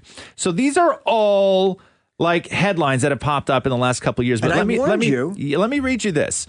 Why using a period at the end of text message makes you sound so insincere or angry. Written language, they say, is becoming more flexible, with texting possessing its own stylistic norms. So basically, they're calling what is known as text speak or textese it's now its own form of communication. Oh, no. The period is merely one example of the shift, a change that has opened up new possibilities for communicating with written language. Whatever, I don't agree with that. Just as we now have different styles of speaking in different situations, we now have different ways of writing depending on the forum that you're writing in. Well, let me explain it to you this way. Text is considered speak. So tone. So if you put a period after sure, it's more like sure. Right? So period at the end of one word, or period at the end of a sentence. Tone in No, it's how everyone reads tone. Because text messaging is a conversation that involves a lot of back and forth, people add fillers as a way to mimic spoken language. They say that they see an increase of ellipses. Ellipses. That's like dot, With dot, your dot, lips, right? yeah. With your lips. Lipsies. What your lipsies. No, it's not what your lips see. Can you just let the man finish speaking, please, before you interrupt with some nonsense? I don't know. Is it ellipsis or ellipses? I don't know. Ellipsis. Ellipsis? Yeah. It's certainly not what your lips sees. Which can invite the recipient. I can tell you right now, your lips sees a lot of carbs. The period is the opposite of that. They say it is not an invitation to continue the conversation. They say it is a definitive stop that signals, as linguistic professors state, this is final. This is the end of the discussion. And for some, this can appear to be angry or standoffish. Yes. You're the only person. No, I'm not. No, Roz, you are the only person that uses periods? In text messages. Really? Yeah. But here's my thing. I'm not bending to this though. I'm not. What I'm saying. I don't find anything wrong with it because you are the only one. So I figure. Right. He's the but only I one. refuse to text bend to a this. lot of people, and I enjoy my conversations with a lot. Right. There are times where I don't enjoy my conversations with you because I feel like you're constantly angry. Right, but that's on you though. That's not on me. If you, Maury, but everyone sees your text that way. If you are in a world where there's absolutely no evidence of conflict or it's a simple discussion about something, and if you see a period at the end of a text message and you suddenly think that I've gotten angry at you over something, that's on you. You even go. It's not on me. You even go, ha-ha, period. Yes. Who puts a period after ha-ha? Because he's done laughing. Because I'm done laughing. Yeah, but then it's not a sincere ha-ha. Right. It's just like, you know what I've never done in a text? I have never once in my life done as a text. I've never used the letter U to be like you as in you guys. And I've never used a to. And you've never done LOL. And I've done LOL. Oh, I've never gotten an LOL. Yeah. Well, it's because you've never made me laugh. But I get a ha-ha period. Hi, this is Roz Mocha. That's by far the stupidest thing I've ever heard. Hold on. Using a period in a text is the stupidest thing you've ever heard, or somebody getting angry at a period in a text is the stupidest thing you've ever heard? Kind of getting angry. Yeah, I agree. I mean, when I'm sending a text, sometimes I have to, I'll say, hey, how's it going? And then I'll put ... Yeah. And then I'll start the next little thing that I've got to say, and then ... Yeah. I don't see why putting a period at the end when you're done talking, why people would get angry at that. There's a difference between ... and one period. Right. So you're talking about the ellipsis, right? That's what everybody does now. But do you end your whole thought with a period? Not always, no. No. I'm going through my texts to Maury. Yeah. Right. Because I'm like, why could Maury possibly think that I was mad at him all the time with just putting a period on it? Here, just look at this. This is the last text. Don't look at anything else. Just read the one in blue, which is the last text that I sent Maury. Okay. What does it say? What's it say? Oh my God, it says loser, period. I don't know why I was thinking mad at you. Exactly. Clearly he was making a joke there. I can understand if you put a bunch of exclamation marks after it. Yeah, no, I know. People are just so sensitive, but I don't like that. A bunch of Sallies. You're all a bunch of Sallies. A bunch of freaking Sallies. You have to tiptoe around some of these people. I mean, it's just like, God. Yeah, I don't like that linguistic professors, though, are all over this, backing this notion that a period in a text message makes you sound like a jerk. That's where I have a problem with this. Bunch of Sallies. A bunch of Sallies. Thanks so much for the call today. This is the Roz and Mocha Show Podcast. Hey, so today is 3.5 weeks away from WrestleMania 34. Yeah, but it's also Ken Day, and let me explain this to you why it's important. Ken Day? Yeah, Barbie's boyfriend. Oh, okay. They still didn't get married? No. Oh. But did you know that Ken had a last name? What? Yeah. What? Yeah. Ken. Yeah. The Ken doll. And it's not Ken Doll. Doll is not the boy's last name. Okay, what is it? The boy has a last name, according to this anyway. And Maury, can you verify this for me, please? So they say this day aims to give Barbie's boyfriend, Ken Carson. Come on. Yeah, his due. His last name's Carson. Right? That's weird. Isn't that weird? This is the first time I've ever heard anyone say that Ken actually has a last name. Can you confirm that it's Ken Carson? It's Ken Carson? What's that? I know it is because I've watched a documentary on the creation of Barbie and Ken. Yeah. And they named Ken after one of the workers at Hasbro or whoever made Barbie. Yeah. Mattel. And so it was named after the guy. So the boy's name is Ken Carson? Yeah. Really? Yeah. Man, Wait, does Barbie have a last name? Barbie does have a last name. And off the top of my head, I don't remember, but it's named after the creator's kids. I had a Ken doll, and I had the shaving Ken doll. The shaving Ken doll? Yeah. In the 80s, they came out with a Ken that they were trying to market Barbies to boys.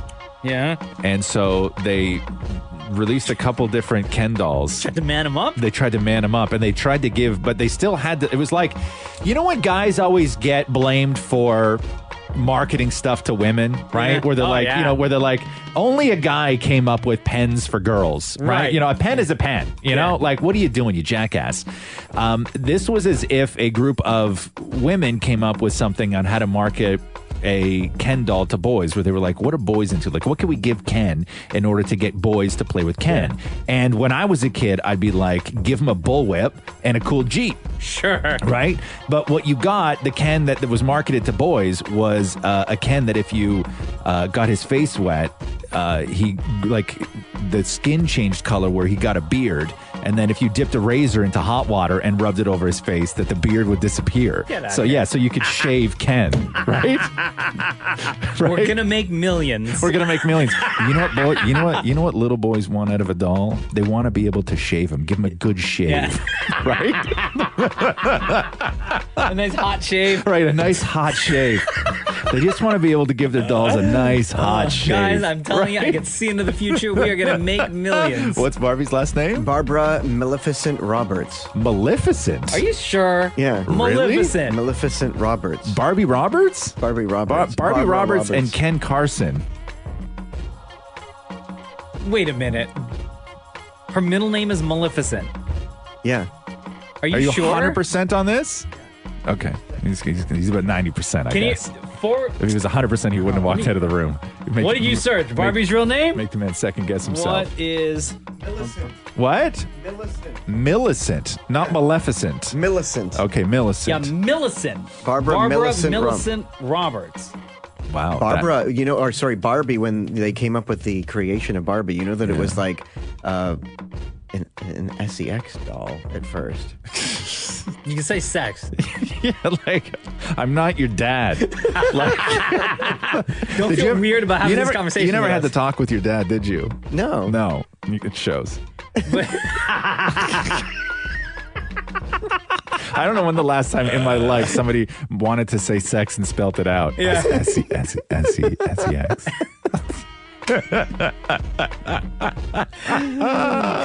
So today we were celebrating Ken Carson. Ken Carson, who I've shaved many times. Here we go. The Roz and Mocha Show podcast. So they say... Who's they? I don't know, people. Okay. This was a cross-border study. So between Canadians and Americans. Okay. I saw the headline floating around all weekend. I'm like, nah, come on. Who does this? But they say that jamming needles into a voodoo doll of your boss actually helps. Have you ever done this? No. Have you? No, I did a voodoo doll of an ex once. What'd you do to it? Yeah, I don't want to know. No, yeah. Where'd you stab it? Wait a minute. They say a new study found that employees who jam needles into voodoo dolls Where of do you their even bosses. get a voodoo doll? You can get voodoo dolls down at Harborfront Center in the summertime. I think you can also make one out of an old pair of pantyhose. No, it's supposed to you're supposed to buy the blessed doll. Oh, you can't make your own voodoo doll? You can, but it won't do as much as if you get one that comes with a tag. Did you just say it won't do as much? Like your voodoo doll is somehow better than my voodoo doll? Let's just say I haven't heard back from that guy. Okay, so explain this thing Thank now. you. Okay, so what they say is that jamming needles into a voodoo doll of your boss actually makes you feel less resentful about your job, and your quality of work actually goes up. But doesn't the same be said about punching a wall? According to a new study between people in the U.S. and Canada, when employees got voodoo dolls of their bosses and jammed needles into them, it actually made them feel less stress and less resentful about their jobs and their bosses. As weird as it sounds, they say, we found a simple and harmless symbolic act of retaliation that can make people feel like they're getting even and restoring their sense of fairness. So you have a terrible boss, you go home. It helps mentally when you picture something. Like I once in a session had to talk to a... In a session? What do you mean a session? When I went to therapy once, okay. I had to talk to a picture of a Roz on a stick and a picture of a Mocha on a stick once. No, you didn't, you liar. Yeah, and it really helps, it helps with stuff. Like it helps you talk it through. Okay, hold on. How long ago was this? Oh, like a year ago. So if there was... What was the circumstance?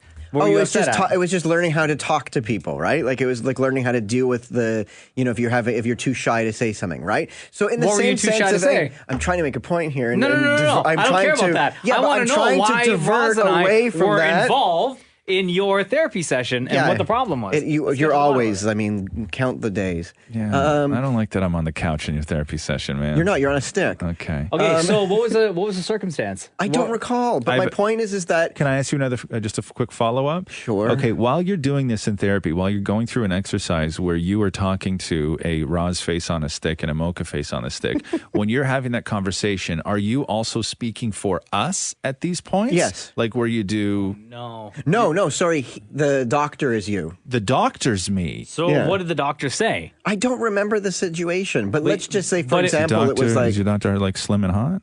No. Oh, I would like you to find a new doctor if he's going to be portraying me in your sessions. Yeah. Oh no! Oh no! Oh no! That was funny. So what was the doctor saying? Oh, he would just say, like, hypothetically, that word has no meaning. Hypothetically, if I said something, how should Roz respond? Okay. Oh, so I'm the one at fault. Yes. Okay. So what was the just get line? back to the voodoo doll? No. What was the line that you gave to the therapist? No. And then what did the therapist say as Roz? I don't know. It probably had something to do with the fact that I was trying to get out of being blamed for something. Okay. Therapy, I don't know what's happened at therapy, man, but therapy is not supposed to be easy. Therapy is not supposed to be where you go and find a friend. Therapy is supposed to be tough, where you take responsibility Dude, it is for your tough. own I have stuff. to look at Stick Roz in the eye. No. Your therapist is setting you up like some kind of victim, like you've been victimized in all of this. No, Which makes me think that Maury maybe didn't tell the truth. Of course Maury didn't tell the truth. Why would I session. do that? What, ruin everything?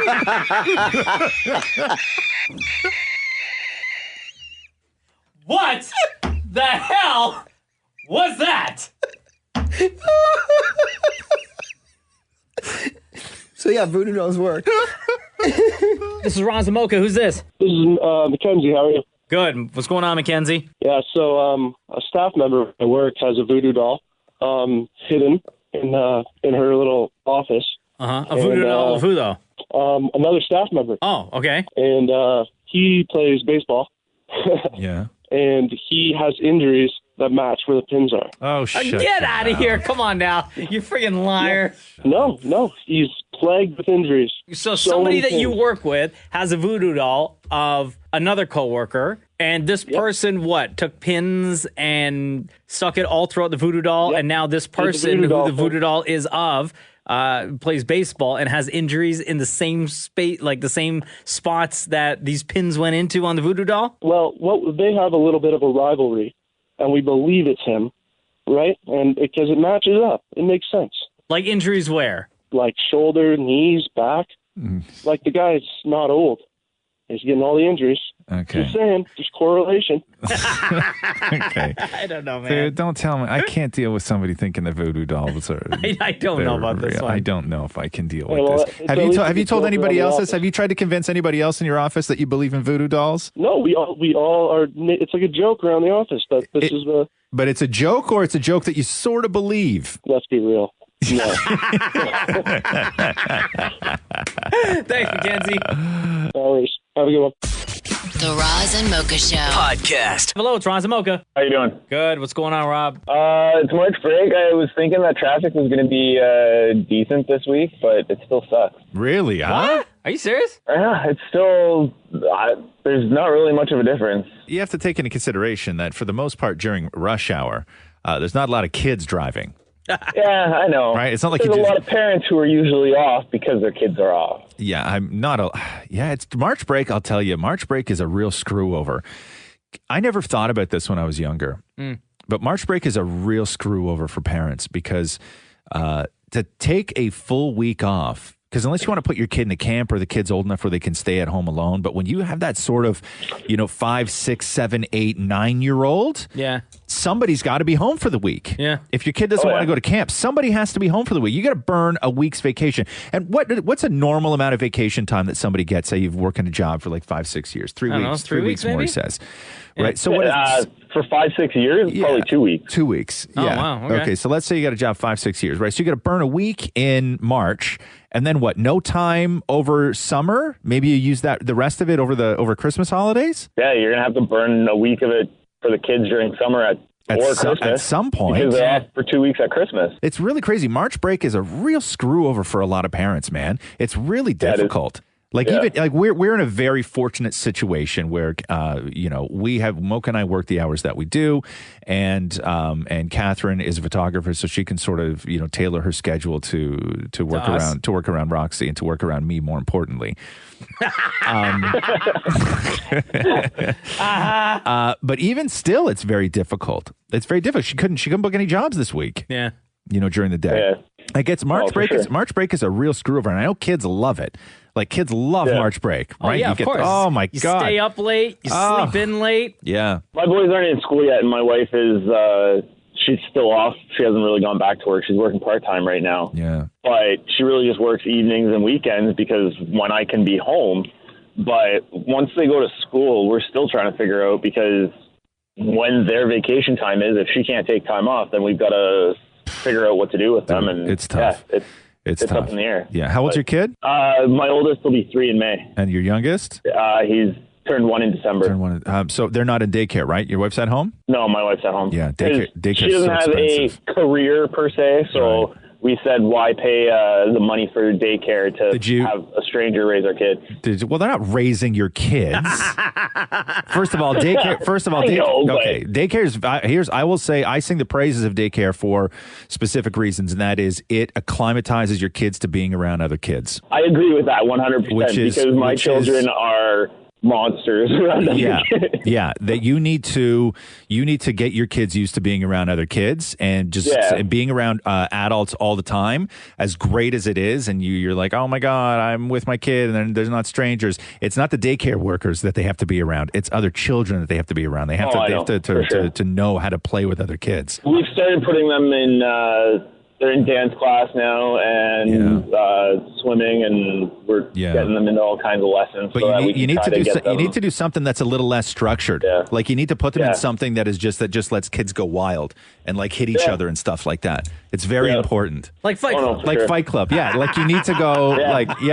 You need to find a fight club. I know Mocha has one in his neighborhood. I don't know where you live. Hey, but listen, my kid goes to the gym twice a week. Yeah. Yeah. Every Tuesday and Thursday, he's up in the gym. Yeah.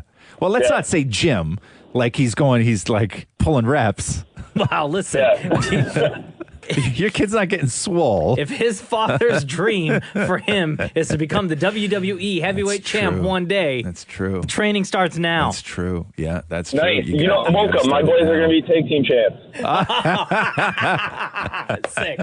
Thank you so much, Rob. All right, guys. Yeah. The Roz and Mocha Show podcast.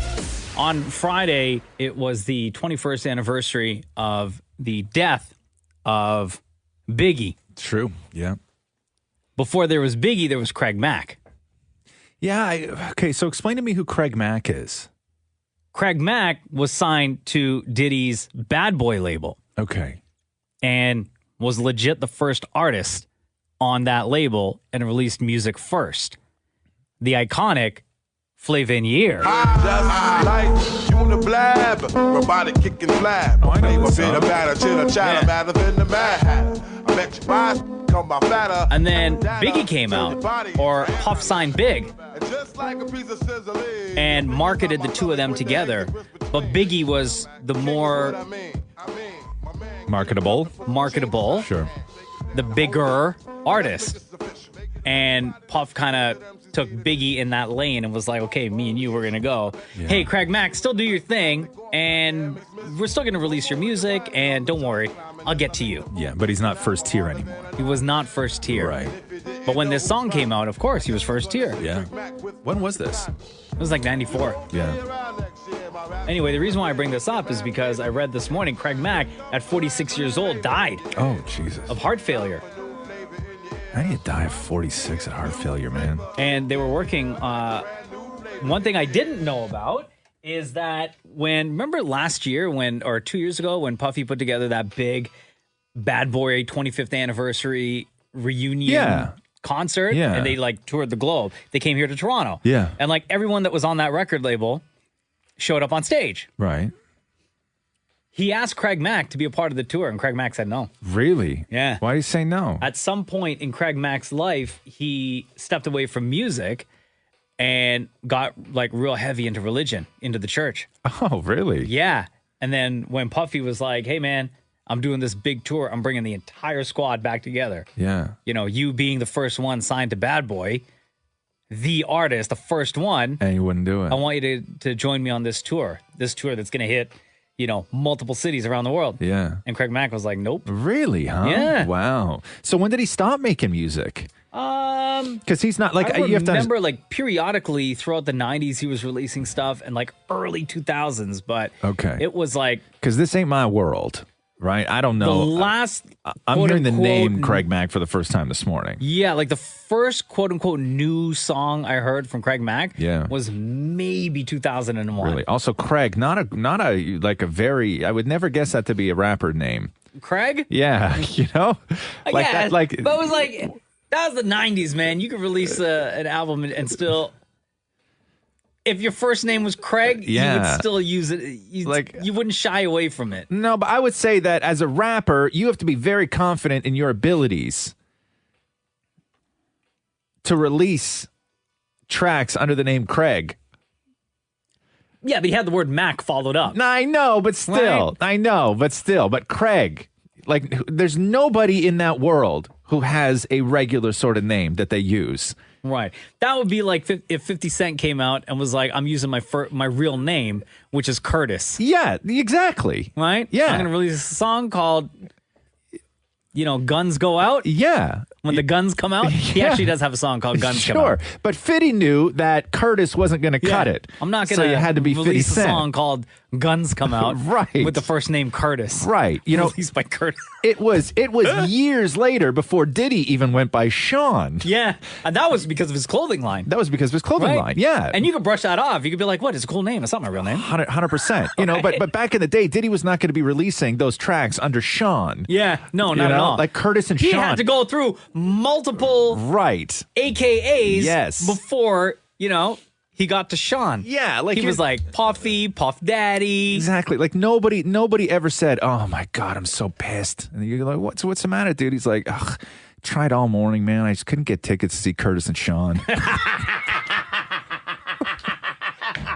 You know? Yeah, that tour sold out. That tour sold out quick. Yeah, like Craig. I applaud the guy for using for going by Craig, but that it's a sucks, shame man. he's passed. At 46 years old, yeah, the late Craig Mack Yeah. has passed away. Flavor in your ear. The Roz and Mocha Show podcast. So March break, no kids. It's a world without kids. No kids listening today. All Yeah. sleeping. They'll wake up at 1 this afternoon. You want to do kid riddles though, more? Oh wow! Damn it, Maury, come on in here. Yeah? Yeah, I love kid riddles, man. Even on March break? Even on March break, we'll do kid riddles. You got to keep those brains working. I'm going through some of these here, and they go from very easy to like super difficult. So And when you say kid, is there like an age range Yeah, I would say these. or grade? Yeah, geez. I'm going to guess around grade like 4 and 5. Oh, okay. Is what I'm going to guess. All right. Some of them a little bit younger. So here's riddle 1, Maury. You can feel free to guess as well, Mocha. You're good at these. There was a competition where the contestants had to hold something. At the end of the event, the winner was a person with no arms and no legs. What did the contestants have to hold to win? Their breath. Mocha?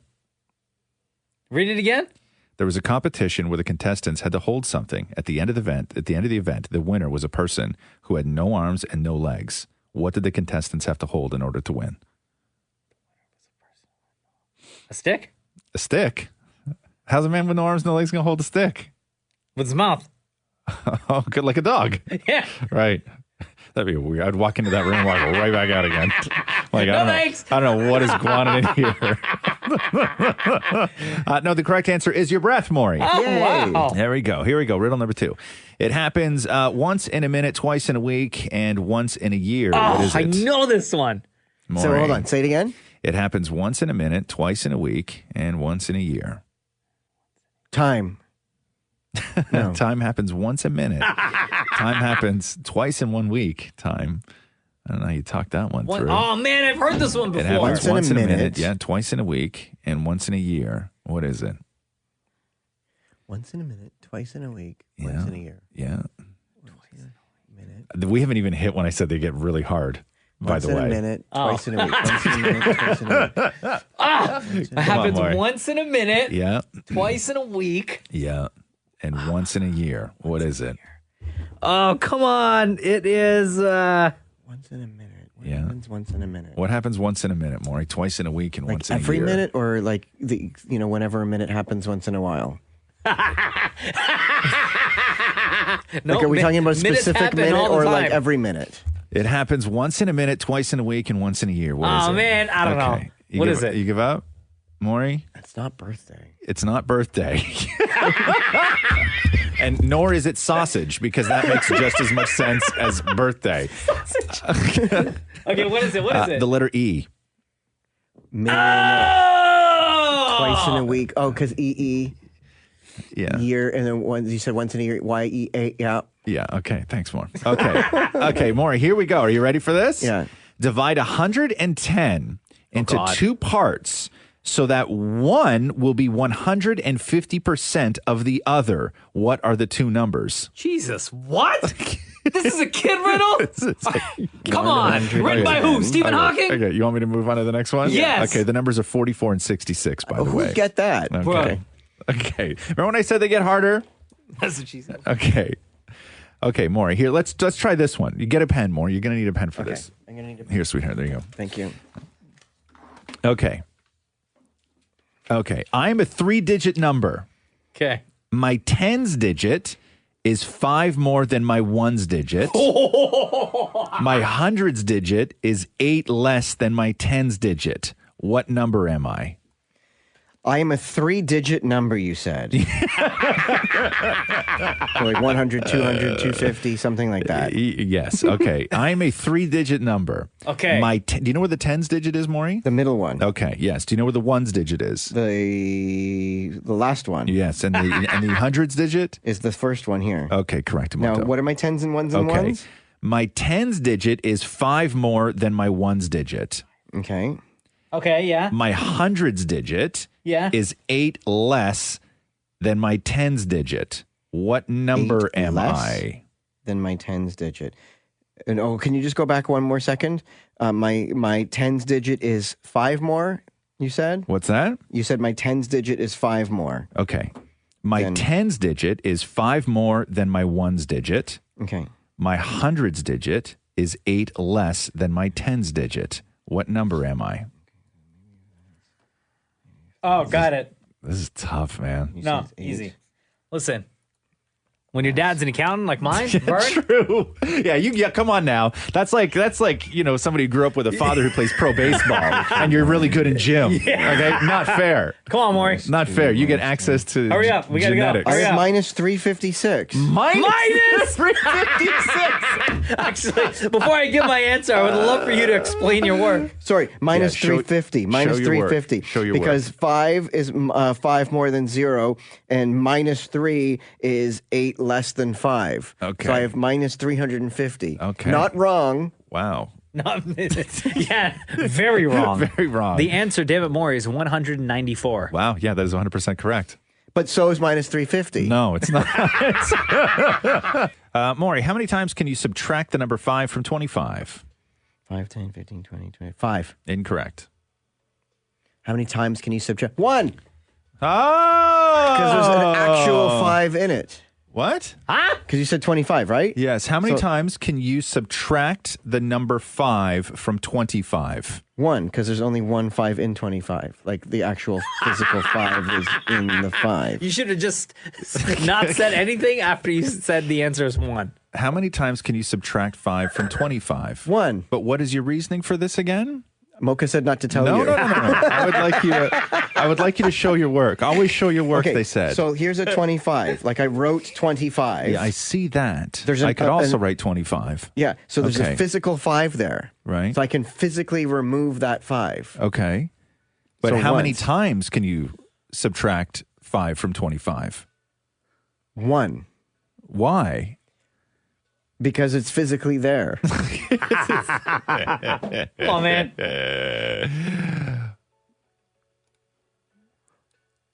5 times. No, you're right. It is 1, but I don't know why it's 1. I thought it was Okay. 1 because it's written in the thing. The reason it's 1 is because as soon as you subtract 5 from 25, it's no longer 25. Correct. So in theory, I'm right. No, that's the right answer, but not because there's a physical 5 is not the right answer. Let me do one more. Let's talk about balls. Okay. Okay. B-A-L-L-S. Thank you, Maury. How many times can you spell balls in 1 minute? Okay, there are a mix, Maury, of red balls, green balls, and blue balls, all in a bag. Yeah. The total number of balls is 60.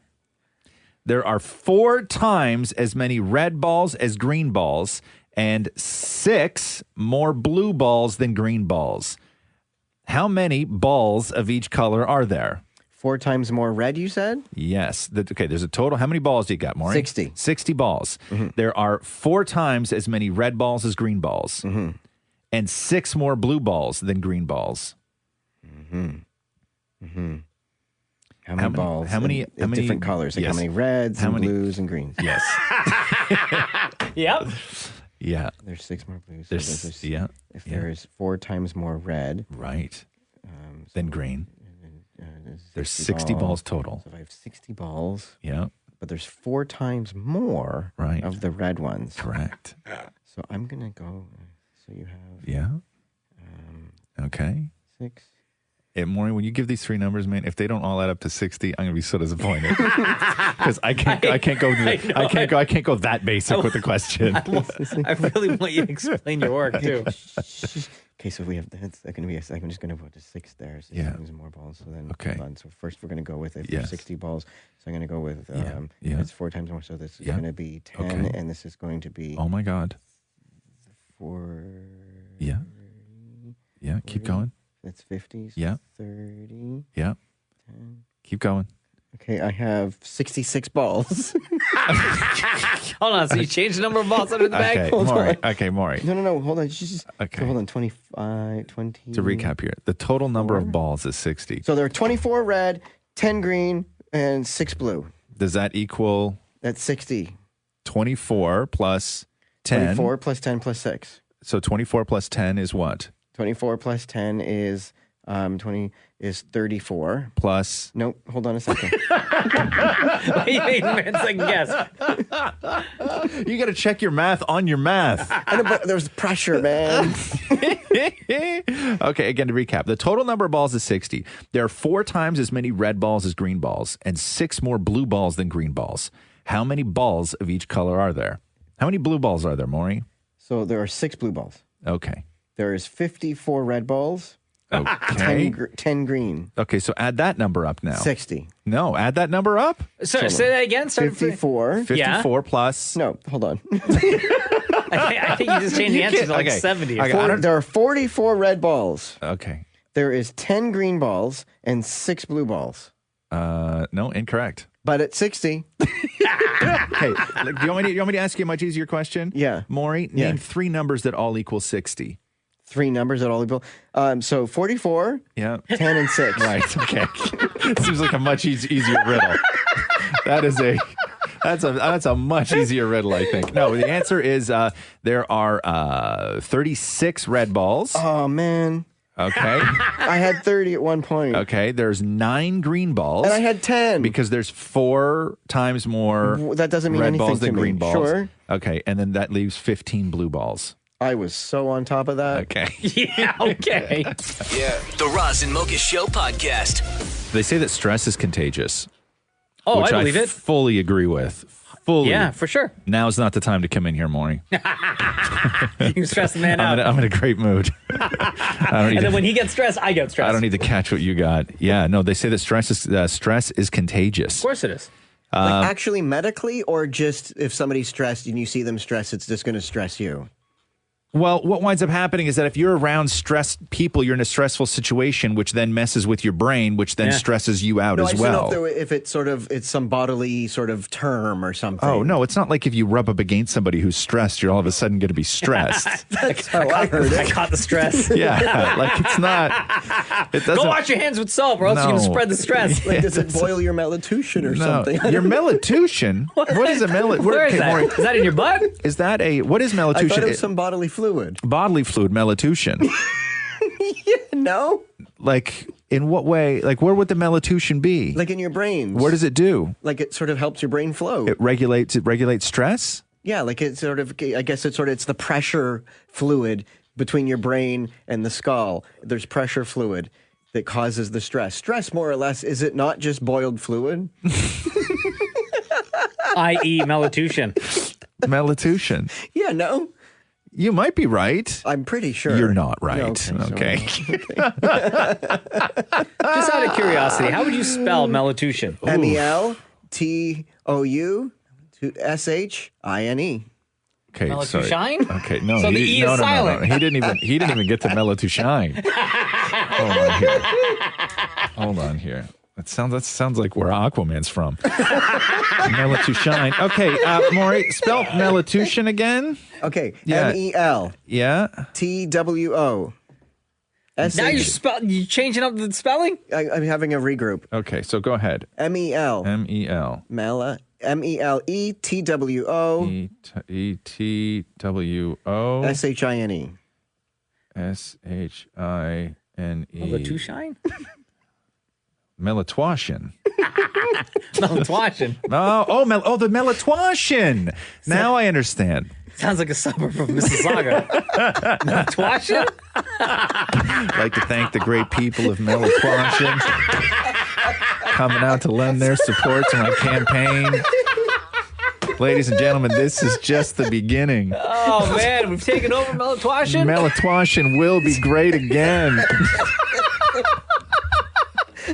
Oh, my God. You've officially gone off the rails, bro. All right, anyway, there you go. Stress is contagious. Okay, thank you. The Roz and Mocha Show podcast. So I go on Facebook all the time, right? Oh, congratulations. And on my phone. Thank you, because I'm old.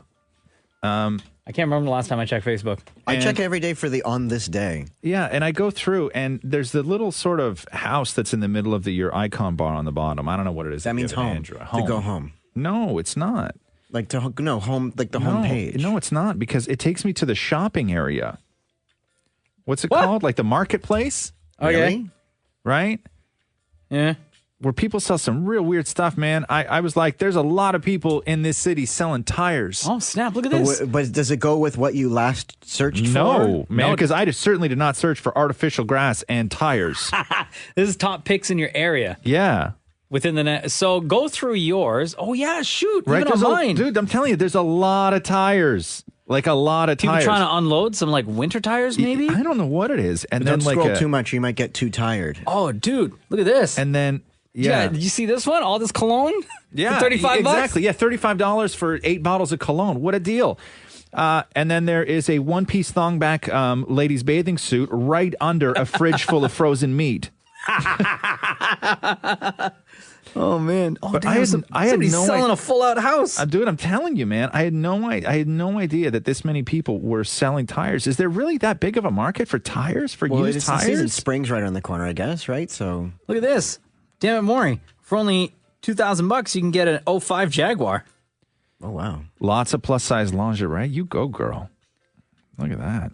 But yeah, I had no idea that this existed, and then I started dipping into it the other day.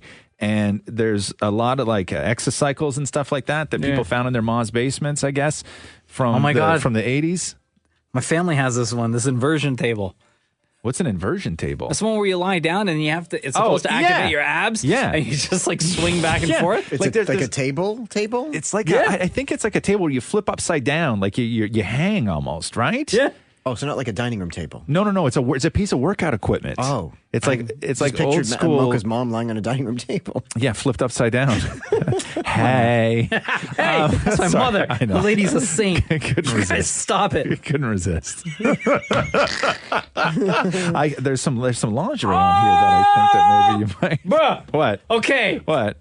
What have I been saying for the past 8 years that we need in the Kiss 92.5 studio? Oh, I know exactly. You have had to put lists of gear for engineers that work here on everything that you would want for the past, I would say, 8 years. And on the top of your list of must-haves for the studio, always number one on that list is a Bowflex. Right. Look at this.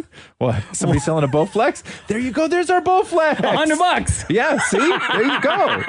But who knew that this existed? Have you ever been on this more? No. No, neither have I. It's best I stay away. Man, you can get a tight pair of ladies' camel pants on here, too.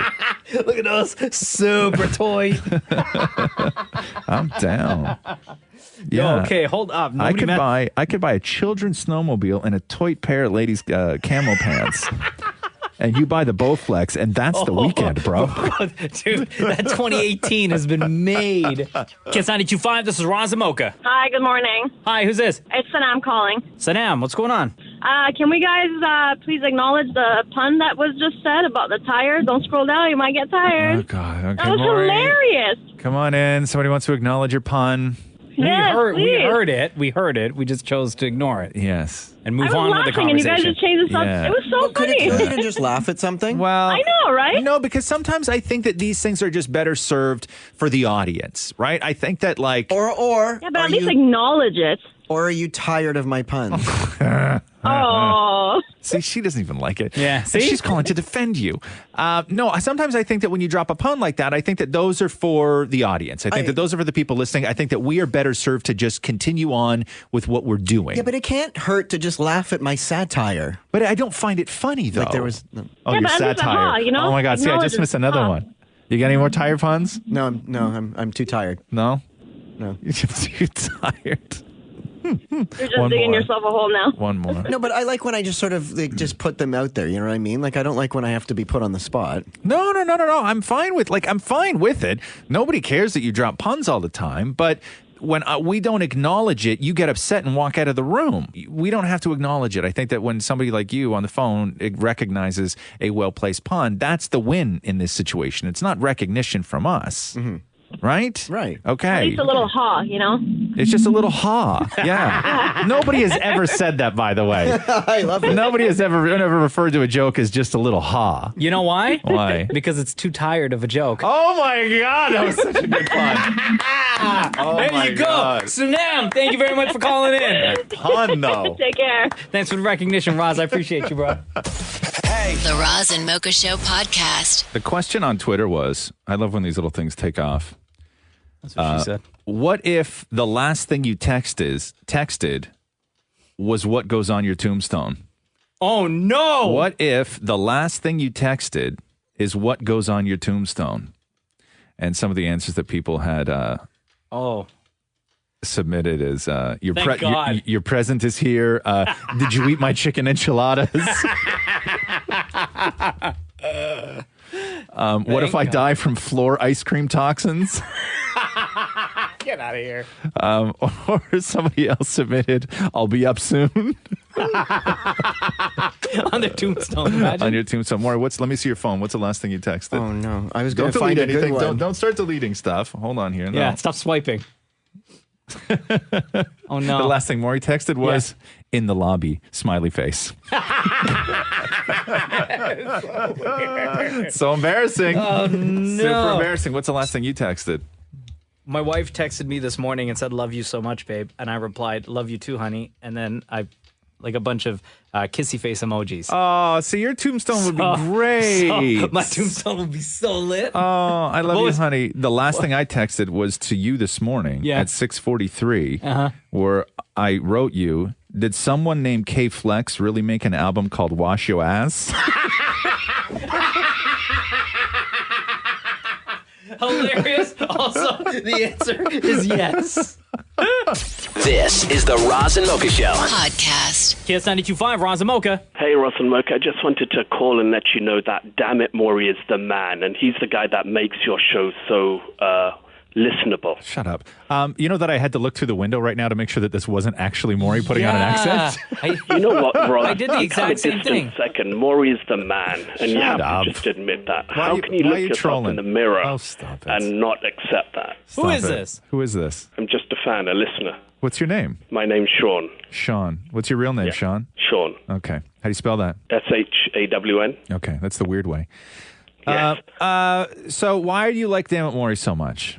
So much so that he's you'd like hilarious. take time out of your day, pick up the phone, call us. Yeah, because you know what? He doesn't get enough credit, and I'm all for supporting the underdog. Okay. Oh, what are And, you talking the- about? Devin Maury gets the most shine on the Roz Mocha Show. Exactly. The You guys should then most. rename it to the Maury Roz and Mocha Show. You can't even say it. That's the MRM. reason why. Yeah, MRM. Yeah, because that's a marketable name. Maury, would you like to come in here? And where are you from? From Oakville. No, originally. England. Okay. Oh, I'm from England too. Okay. Sean from England. Please meet Maury from England. Sean, where are you from in England? I'm from the Queen's neighborhood in Kensington. Oh, Kensington. I thought you were going to talk about Buckingham Village. Oh, yes, that is a splendid place. Oh, Yes. it's raving right now with the wedding plans. What is there Yes, to do yes. in that area, damn it, Maury? What, for breakfast, you can always go for some bangers and mash. Where? What's the hot spot? Oh, the hot spot is my favorite restaurant is Jilly's. But why not go for high tea? High tea is where it's at. Oh, yeah, these where days, would you go for especially high if you're tea? going to Name a royal wedding. specific place and the nearest intersection that would be at in England. Damn it, Maury. Go ahead. It's the Hotel de Jour. Okay. It is the Palace, the Palace Hotel. Okay. At the corner, at the corner of what and what? What? The corner of Buckingham and Palace. Oh, which bus goes by there again? The number double-decker? 2. Okay. Yeah, he's so you love. I know why you love Maury, because he's just so quick on his feet. He speaks the truth. He is the truth. Okay. He is the truth. Sean from England, thank you. Stop trolling, dude. Okay, bye. Bye. The Roz and Mocha Show. Podcast. Have you ever been in a situation where you thought that you were alone and maybe you start just doing stuff, thinking that nobody's like looking, or you start saying stuff, maybe you start talking to yourself real loud and thinking that nobody else is around, and you can do that because nobody else is around? Yeah, I usually walk into public bathrooms, and when I walk into public bathrooms, I would usually walk in really quietly. So if there is somebody in there who is alone, they still feel that they're alone, and Like maybe they're on the phone? then I get to listen. Oh no, that's so weird. So this girl, there's a video going around right now, and this is in the States. This girl thought that she was on, I don't know if this was early morning or late night, but she was on a train. Yeah. Like a subway. And she thought she was the only one on the entire car. And she pulls out her phone and starts singing. Okay. About being alone on this train. Sure. And you watch a video and you're like, yeah, you were totally alone. I'm on a train all by myself. Nobody's on the train with me. It's just me, and nobody in the seat. I put my butt in the seat, 'cause it's just me. And this is my stop, short video. Gonna get off the train that I'm on alone. Gonna pick up my bag that's sitting in the seat on the train, 'cause it's just me. Off of Francisco. Oh my God, I just realized there's another person on this train. You have a good day. There was someone else on the train.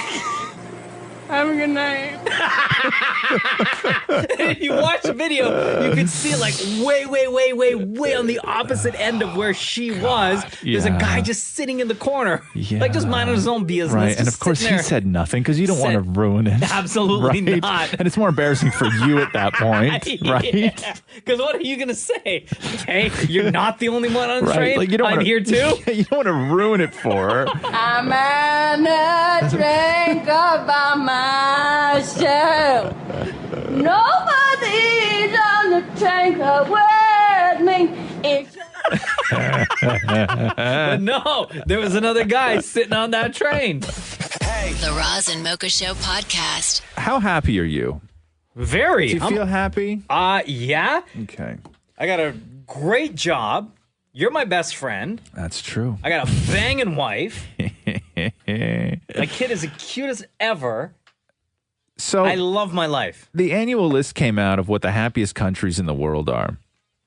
And they rank them on so there's 117 nations that they go through different factors like social support and corruption, life expectancy. And from that, they determine the happiness of the individuals who live in those countries. Uh-huh. So, number 1 on the list this year, Mocha. Canada? Number 1 on the list. Please don't say USA. No, USA's way down at like 14, bro. As it should be. Are you ready for it? Okay. Is it Mexico? No. No, Is it like Finland. Oh. Number 2 on the list? Paris. No, Norway. Oh.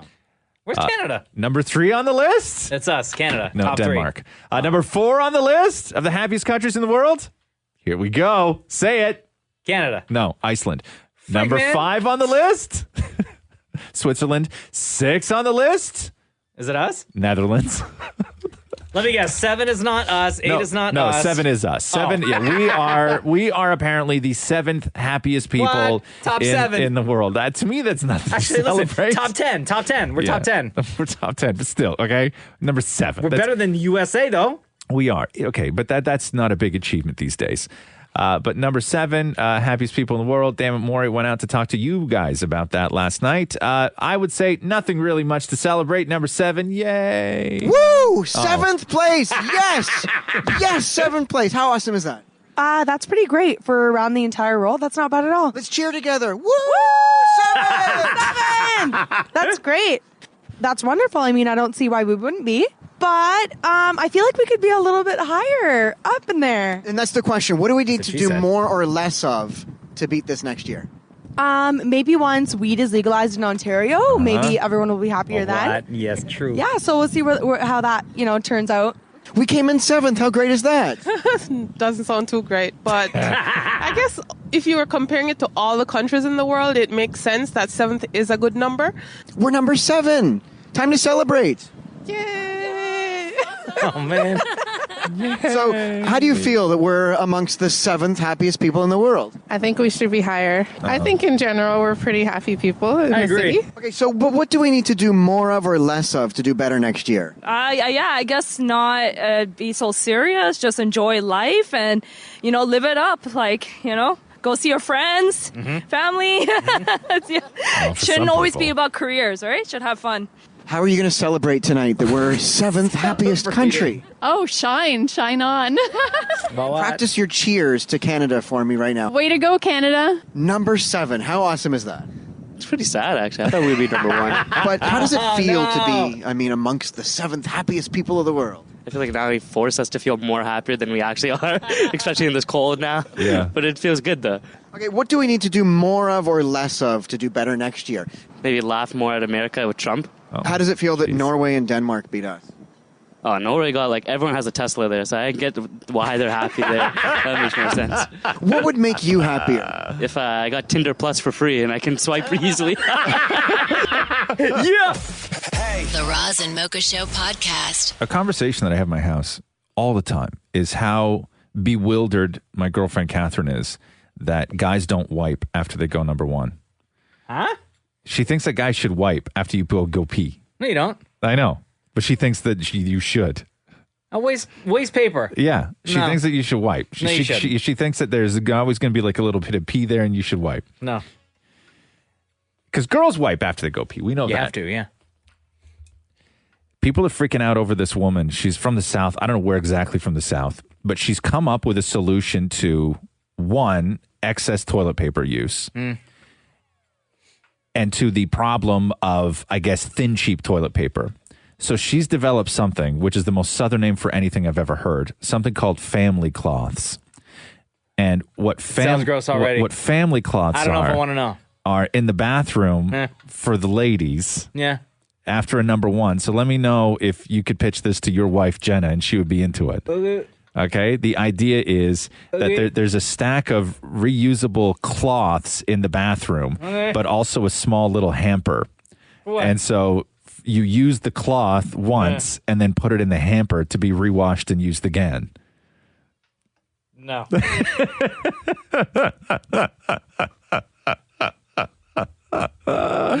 No? No. You don't think? Absolutely not. No? Okay, No. here. So listen to this woman here. Listen to this woman here. These are my family cloths. As you can see, they look clean. I just washed them. These things are a year old. A year later, I am not offended. These things have been a lifesaver. A family cloth is what you use for when you go to the bathroom for the wet stuff. Ugh. Just saying. The poopy, you can still use your toilet paper. It actually saves you in the long run lots of toilet paper throughout the year. This has been something I have used for 1 year religiously to see how I liked it, and they hold up so well. And granted, these are flannel pillowcases, and I'm going to tell you, I had to use toilet paper while I was on my trip to Tennessee, and believe me, toilet paper for wet stuff is just so thin. You have to use so much of it. This I have gotten so used to. It's just awesome. I wash these like every 3 to 4 days for a year, and you can't tell they've even been hurt. There's no stains. There's no scent. So you can use anything you want, but the flannel works really, really well, and baby receiving blankets are perfect, or old flannel sheets. If you have flannel sheets that you have in the closet or you find them at a second-hand store for little or nothing, cut them up and do this, and this is just like the most excellent way to save money on toilet paper. Okay, love, we get it. Family cloths. Family clause. To me, it would just seem very inappropriate and sad if when your son, Cruz, gets a little older, if you suggested to Jenna that she cut up his baby blankets to use to wipe her butt. Come on, you don't really love your child at that point. But does family cloth, what about if guests come over? Are they also using your family cloths? Yes. So when you wash what they've done, it then goes back into the new pile? I don't think you would put a family cloth like in the guest bathroom. Oh, yeah, I don't know. Right? I don't know. Like when guests come over. So the guests get privileged to be able to use the paper? Well, yeah, because you're not having guests over at the house all the time. It's not like they're showing up every single day. Well, yeah, I don't think you could ask a guest to use a family cloth? a piece of flannel bed sheet that you've cut into tiny little squares and wipe your butt with for a year. And you have to ask your guests before they go to the washroom. You have to ask your guests, one or two. Right? And then, they have to say, well, number one, weirdo. I know, yeah. And then you have to respond by saying, there's a little basket of cut up cloths. Of cut up baby blankets. Right. Yeah, I don't know if I can have people over and say, hey, the washroom, first story on the left. Listen, number 2, feel free to use the toilet paper. Number 1, use the T-shirt on the counter. So gross. This is the Roz and Mocha Show. Podcast. Hey, Maury, what time is your flight today? Stop it. What time are you heading over to Pearson? Why? What are you talking about? You're dressed today as if you're about to catch you're about to board a plane for like a 6 to 8 hour flight. Because I'm wearing a comfortable hoodie? No, I think he looks like a Little League coach. Because you're wearing a hoodie and a baseball hat today. I've never seen you in all the years we've worked together. You've never worn a baseball hat to work. I wore a baseball cap yesterday. This is the family hat. What does that mean? It's the hat Matthew and I share. Like if he needs to go to the grocery store and doesn't want to do his hair, he'll wear the hat. Right. And if I vice versa, then I'll wear the family hat. So it's our shared So like family in your house, you could say, "Hey, Matthew, where's the hat?" and he would know exactly what you're talking about. Exactly what I'm talking about. What happens in a situation where you're both going to the grocery store and you both want to wear the hat? Then one of us has to do our hair. Right. And let me guess, it's you. So. Oh no! He'll wear the hat. I'll have to do the hair. Yeah, that's what I mean. Yeah, exactly. What, you think Matthew's going to lose that? Exactly. There's no chance he of gets that. The family hat. So why the baseball hat today? And I'm telling you this. You know when you're at work and somebody just shows up in a suit that just never wears a suit. Yeah. And you don't want to ask because maybe they have a funeral that day. You know, like you never. It's just it's a really sort of throws you for a loop when somebody shows up to work wearing something so wildly different than they do any other day. You want to ask, but you don't really want to know. By the way, it's not like a typical cool baseball hat. It's a designer cap. This is Jay Lindenberg. It's oh really? Yeah, this is the only item I own from that line. It's it's like a dad, what they would call a dad cap. I remember one time Maury and Jay Lindbergh I'll never forget this. I brought in I had a garment bag with me one day, and I had a suit in it, and I dropped it on the table, and Maury saw the hanger sticking out of the top. Yeah. And my suit was inside, and Maury looked at it and went, "Oh my God." And I was like, "What?" And he's like, "You have a Jay Lindbergh hanger?"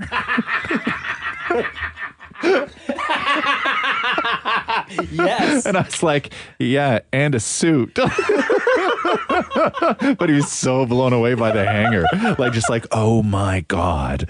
But no, I wore this yesterday because I went record shopping and I didn't want to be recognized, and I saw myself in the mirror and I looked fabulous. That is your disguise. You went incognito. Yeah, I wanted to just be left alone while looking at the records. Oh, I got you. And I got a glimpse of myself in the mirror. Right. And I was like, damn, I look good. Oh, okay. So this is the don't hassle me this is my weekend leave me alone cap. Right. So no glasses and then the baseball cap, and nobody knows that it's People David be Maury. like, that's not him. He doesn't wear a hat. He's not wearing the glasses. Did anybody recognize you at all? See? No. Okay.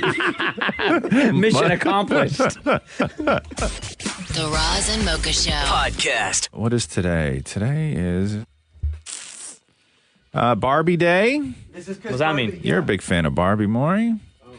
I collect Barbies. It's Rick Steiner's birthday. Oh, who's that? The dog-faced gremlin. Who's Wrestler. that? Oh. WWE. Oh, can they say that like people Actually, know? sorry, WCW. Right. Okay, but back to Barbie. Yeah. They came out with a whole bunch of new Barbies. I know. I saw that. Yeah. Frida Kahlo and all that stuff. Yes, this week for International Women's Day, they came out with some awesome Barbies. Frida Kahlo, like women who have done something. Bindi Irwin got a Barbie. Bindi Crocodile Irwin. Hunter's daughter. Oh, yeah? Yeah, For real? yeah. Wait, how old is she now? She's like 20-something now, I think. Yeah. No, I that think little so. kid? I think so, yeah. Yeah. I Bindi think so. Irwin. Yeah, I think so. Damn. Today is Panic Day. Oh, my God. What? It's also National Day of Unplugging, celebrating on the second Friday of March. This day encourages you to unplug, unwind, relax, and do things other than using today's technology, electronics, and social So media. physically unplug things. Yeah, no. So it's just unplug. You know what this is, Maury. Like when you always lie to people and say that you've unplugged for the weekend. But all that means is that I will be ignoring you for the next 3 days. Maury does that. No, I actually unplug by turning my phone off and putting it in the nightstand table. Yeah. Man, you're such a liar. No, you serious. are such a liar. No way, man. Like when I see that, a text message has gone through to Maury and see that it's been delivered and that he's read it, you just because you don't reply, it doesn't mean that you've unplugged. No, for like when we go on vacation 2 weeks, my phone is off and in the drawer. Yeah, right. Yeah. You cannot be away from your phone for like 30 seconds without getting twitchy. But that's a lot of people, though. And I know Maury's just an extreme example of it, but that's a lot of people. Yeah. Like, it's a lot of people because it's so rewarding. And, getting a like on a picture or, an email from it's so rewarding. It's more rewarding than most normal things in life for people. Yeah. Like it really is. It's a rush. No, there's nothing cooler than scrolling through to see who liked your photo. Right. See, that's what I'm saying. Yeah, and there's absolutely no way that you could go a week without checking in to see who's liking your photos. You should see me after 2 weeks of not checking my photos. How often, Maury, do you post like a picture of you and Matthew, say like as a couple, right? Where it's like a picture of the two of you in love. You're clearly a couple. And then you're scrolling through to find out who liked it. And then you see that some hot guy liked it. And then you spend more time on his profile than you really should have. Yeah, every time. Okay. But is there not a guilt in and then you stuff? like 10 of his photos to see if maybe he'll start following you. Right. But is there not a guilt in that at all or no? No, should there be? I don't. I think. Why? I think that. Because I think that if you post a picture of you as a couple, right, in like a moment of love, and you always write captions like "This is what love looks like." Yeah. But hashtag.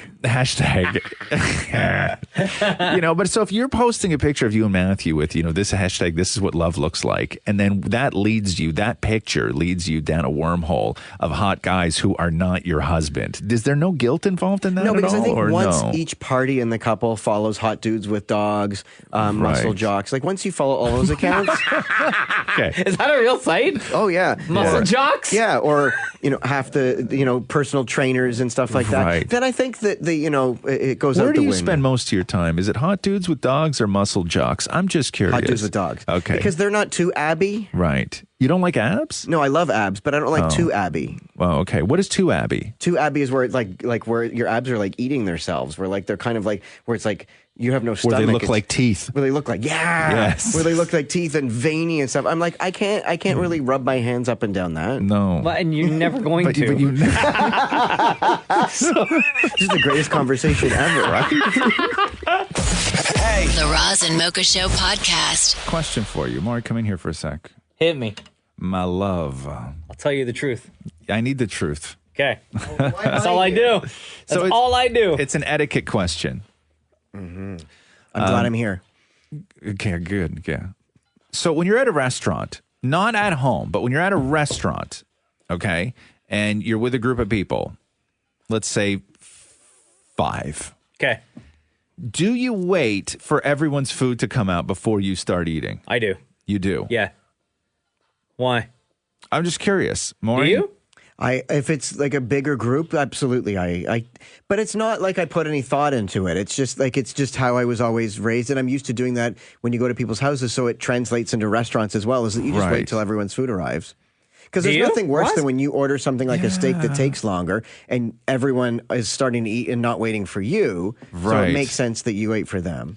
Like I understand if the food is on its way out and it's only one person is carrying everything, so it's going to be the difference of 30 seconds before somebody's dish comes out. But if there's an issue where what somebody ordered was like a little bit more difficult, or like the order screwed up or something like that, I'll just eat.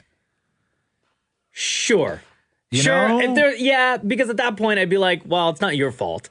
Right. I also don't think it applies to appetizers. Because appetizers, like if you're ordering something and it's a small salad or a soup that is going to get cold and your main's still going to come, then I want to start right away because then my main's going to get cold. But like if I don't care, right? And if my food shows up, or sorry, Roz, if your food shows up and mine doesn't yet, right? Right. And if I don't care, and in 100% of the time I do not care, I will say to you, Roz, you know what, man? Just go ahead. Yeah. Just start eating. Yeah, but you gave the verbal confirmation. That's fine. Yeah, but totally. if you never gave that, the question is, would Roz, without your warning, would he just wait on his own? Okay, so here's where I'm going to tell you, both of you, that you're liars. Excuse me? Okay, this is why you're both liars. Why? Okay, first of all, 75% of people say that they wait till everybody has their food. Yeah. Okay. How am I a liar? Because you, me, and Maury, right? Yeah. We all go out, and Jenna's with us. Damn it, Matthew, Maury, your husband's with us. Catherine's with us. So there's 6 of us. But Catherine's sitting beside me, though. Yeah, of course. Why wouldn't she? Matthew's sitting beside you because he likes you more. Okay, this is getting really twisted. So we all go out pre-key party where we're obviously going to swing. Because that's what you guys want to talk about is swinging for some reason. Okay, so we're all swingers going to get carb up before we all go back and orgy, right? Okay. Yeah. Obviously. Why don't we just skip the meal? Okay, so here's why you're both liars, okay? So we all order burgers. Burger fry, burger fry, burger fry, burger fry, burger fry. Done. Okay, your burger fry hits the table first. Yes. Right? Yep. You're not taking one fry? I mean... That doesn't count as starting. Yes, it does. No, to me, yes, it does. No, a bite of a burger is a start. No. You either eat or you don't eat. But that is no. Question number 2. No, Cat. No, because because I know what you're saying is you're like, do you actually dig in? But people may not dig in, but they pick, which is still eating. But that is. But now you're going. No. But now you're going on meal selection basis, right? Like if I order a steak and mashed potatoes, I'm not gonna go and take a bite out of the steak or take like a fork full of mashed potatoes. No. But if I get a burger and fries, well, I'm going to take a fry. Yeah, but I'm taking one fry because to me that's like the test. Like, is it cold? Is it hot? Are we good? Do I have to send it back? No, I take a French fry because French fries are delicious. Hold on, let me ask you French this. fries back. Yeah. Oh, take these back. Let me ask you this. I don't want these. Get them away from me. Are all of the other ones on the tray, or does the guy have to go back and get the other ones? Like, are all of them out at the same time? What I'm saying all I'm saying is that, okay, if you put a burger and fries in front of you and my burger and fries is not in front of you, you both are eating. You're both yeah, gonna but that's eat. just burger and fries. Does not count yes, as eating. it does. Yes, it does. No, that's tipping my toes in the water. It's not tipping your toes in the water. Also, I've never heard that expression before. It's not an actual expression. You just ruined our swingers night, by the way. Here we go. The Roz and Mocha Show podcast. It's Pie Day. Huh? It's Pie Day. What's that mean? In countries that when you write out the date where you put the month first, it's Pie Day. So 3-1-4. Isn't every country month first? Nope. I always, when I write the date like that, I always do month first. Month, day, year. I've never been in a country where it's not month first. How many countries have you been to? But did you say Pie Day? How many countries have you been to? Let's talk about that. 3. Portugal. Yeah. Israel. Okay. 2. Canada. United States. Yeah. 4. Okay, 4 countries. That's not that bad. When I used to write the date, it's when I remember learning where somebody had said the easiest way to do it is to just go from the smallest to the largest. So meaning days were smaller than months, months were smaller than years. So it would go day, month, year. Oh. Because sometimes somebody would just write, 6/7/2018. And I'm like, well, what is that then? June 7th, Right. 2018. Yeah, but or is it July 6th? Yeah. Either way, a few weeks apart. Well, no, but that no, matters. That's very important. Especially if it's an expiration date. Yeah, on like, milk. yeah, exactly. Like we You're could writing be, a check? You're writing a check. Yeah, about to drink some spoiled produce. Did you say Pie Day? Yes, Maury, go ahead. What do you have? Pie jokes? I have pie jokes. Oh, Okay. hold on a second. Now, We are don't these need like to open the club. Are these pie jokes as in the mathematical equation pie, or as in pie we eat? As in As in pie. Yeah, So different kind Wait, of pie. but shouldn't we just wait for actual Pie Day then to do these jokes? Yeah, the other pie day. Tell you what I'm going to do. We'll do them now. Right. I'll go put these in my locker. We'll do them again. Hey, I'm good with that. What happens if actual Pie Day is like tomorrow? Yeah. Then you get to hear them again. Oh, great. Okay, ladies and gentlemen, please welcome to the stage as we open the Roz Mocha Comedy Club, the one, the only performer ever, David Murray! Why did the pie go to the dentist? Why did the pie go to the dentist? Why don't you use a T in the end of dentist? Why did the pie go to the dentist? No. Dennis? No. Do you say dentist? Dentist. Dentist. Dentist. Why did the pie go to the dentist? Read the word. Dentist. Oh, look at that. There's a T. Why did the pie go to the Wait, dentist? spell it again? DENTIST. Right. Yeah. So, Dentist. so pronounce it now. Dentist. Yeah. What? It's just, Dentist. Why did the pie go to the dentist? Let me guess, because it needed a filling? Because he needed a filling. Mocha, so quick on that one. Why is an apple pie grouchy? Why is an apple pie No, grouchy? when is an apple pie grouchy? When is an apple pie grouchy is the question. In the morning. I don't know. No, when it's made with crab apples. I think I like my punchline better. Yeah. Why did the sweet potato pie get into so many arguments? Why did With the who? Why did the sweet potato pie get into so many arguments? Boy, I don't know. It was filled with agitators. Taters being potatoes. Oh, thank you. Yeah, good one on that. That was great. Solid. Fantastic performance. I'm sorry, guys. That one sucked. What do you get when you cross an apple pie with a Christmas tree? What do you get when you cross an apple pie with a Christmas tree? Pine apple pie. It's pine trees, Ross. Thank you. What did the key lime pie say to the pecan pie? What did the key lime pie say to the pecan pie? I need a filling? You're nuts. Just like Yosemite Sam or that cereal guy. This is not your best work, bro. I love you, but this is not your best Why work. did the apple pie turn red? Why did the apple pie turn red? Because it saw the salad dressing.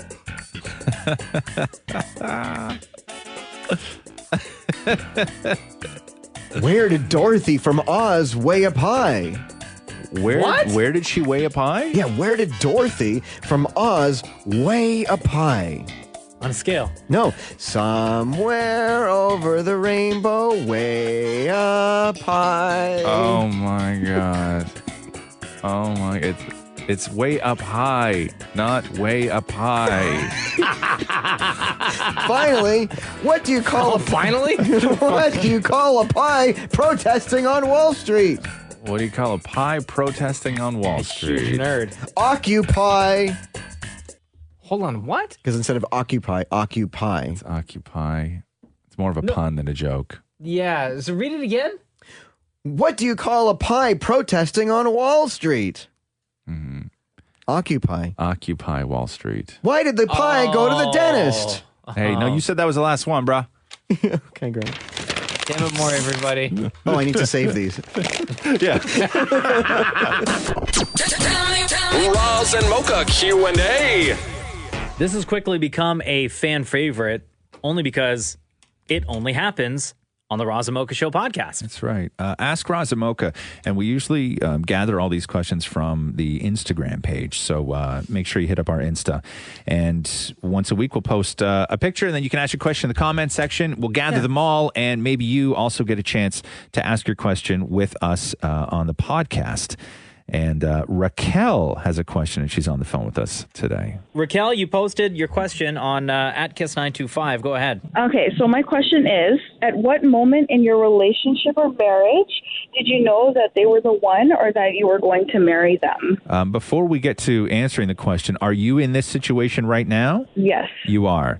And so you're unsure if this guy's the one, right? No, I know he's the one. You know he's the one. But you don't know if I know he he's the one. thinks that you're the one. No, I just want to know, like, when you guys knew, because, like, I knew pretty early on. But what was it that made you? What was it that convinced you that this was the right thing? I think that the moment he told me he loved me, he cried. Wow. So, yeah. So I don't know if he was crying because he was happy or, like, he doesn't know what he's getting himself into. How long have you guys been dating? It's going to be 3 years in July. It's going to be 3 years. And how long into your relationship did he say, I love you? Probably about 6 months. 6 months in. Did you say it to him before he said it to you? No, he said it to me first. Yeah. And then you said it, or did you wait? No, I said it.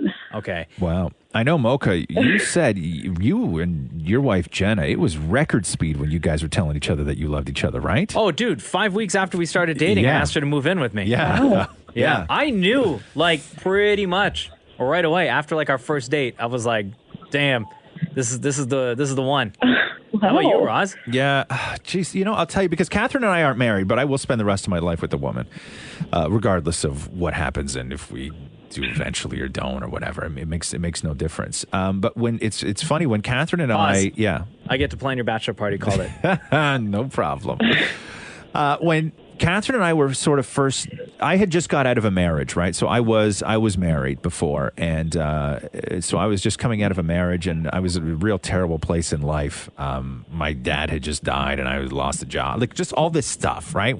Right before I met Catherine, I just sort of started putting everything back together, and I didn't really want to jump into anything right away. And Catherine told me fairly early on that she loved me, and I had told her, I was like, listen, you're putting me in a position right now to where I feel terrible. I love spending time with you. I adore you.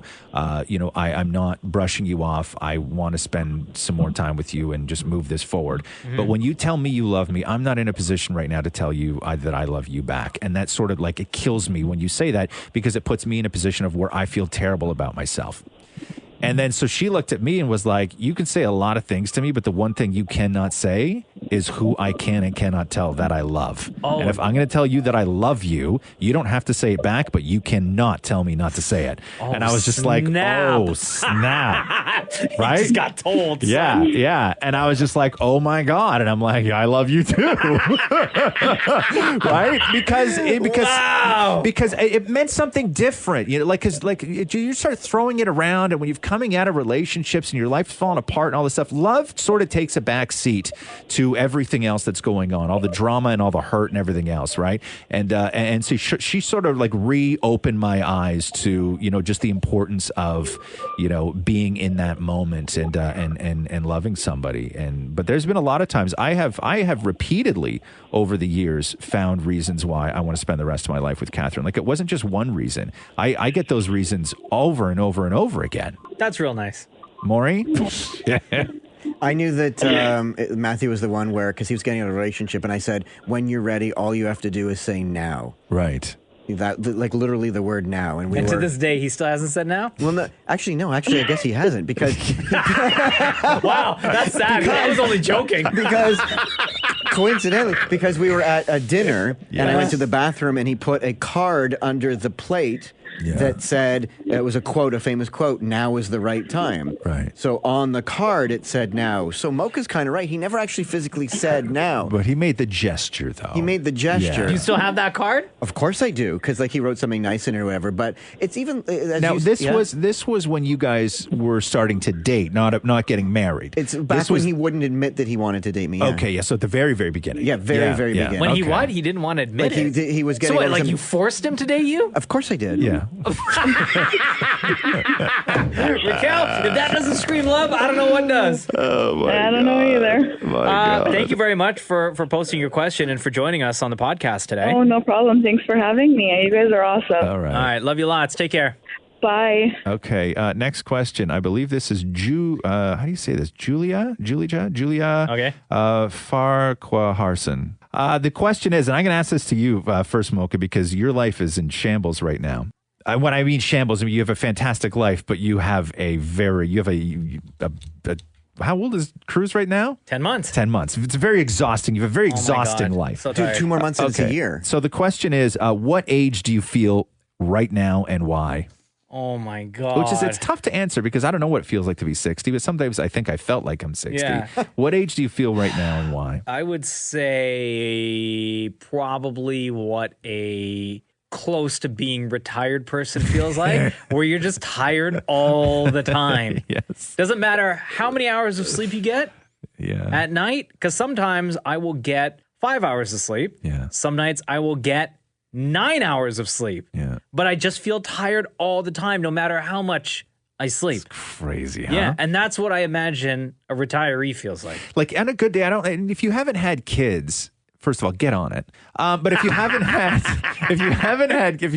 kids, the way to explain it is this: when you have a 10-month-old at home, on your best day, you feel max 55% of your best day to previously having a kid. That much? Right? Yeah. 55? 55. On your best day, you feel 55. There are some days I don't even get a chance to check my email until like maybe 9 o'clock at night. Yeah. And that's email for the entire day. Yeah. Yeah, it's crazy. I'm just so tired. How old do you feel, Maury? You're almost 40. Yeah. Maury tried to tell me last night, we were writing back and forth, and he saw a picture he sent me a picture of himself in an exercise class. Oh, and Maury goes, look at how thin I am. I'm almost a twink. And I wrote Maury back, and I'm like, dude, you're 40. You are way out of your twink years. You know what I mean? And then I corrected him saying, I'm 39.6. Right, but you are way out of your twink years. But I still have a very youthful body. I would say out of all of us, that Maury fantasizes that you are much younger than you actually are. Well, I'm not prepared to be older. Right. Although there are days like you start to feel the age, like where now I have to get fitted for a mouth guard because I clench, and I got a Charlie horse in spin class, and my back hurts. Like I'm getting all of those things old people get. Like, do you have to wear a mouth guard like around during the day? I have to wear. I will be wearing a mouth guard when I drive and when I sleep. But is it like a full thing, like a boxer? It's like it's going to cover cover your teeth. Oh. Yeah. Yeah. When you drive and when? And when I sleep, yeah. Oh, no. You think Matthew's going to let you crawl into bed with a big, ugly mouth guard? Not a chance. I'm going to have to sleep on the couch. Yeah, you can Oh, no.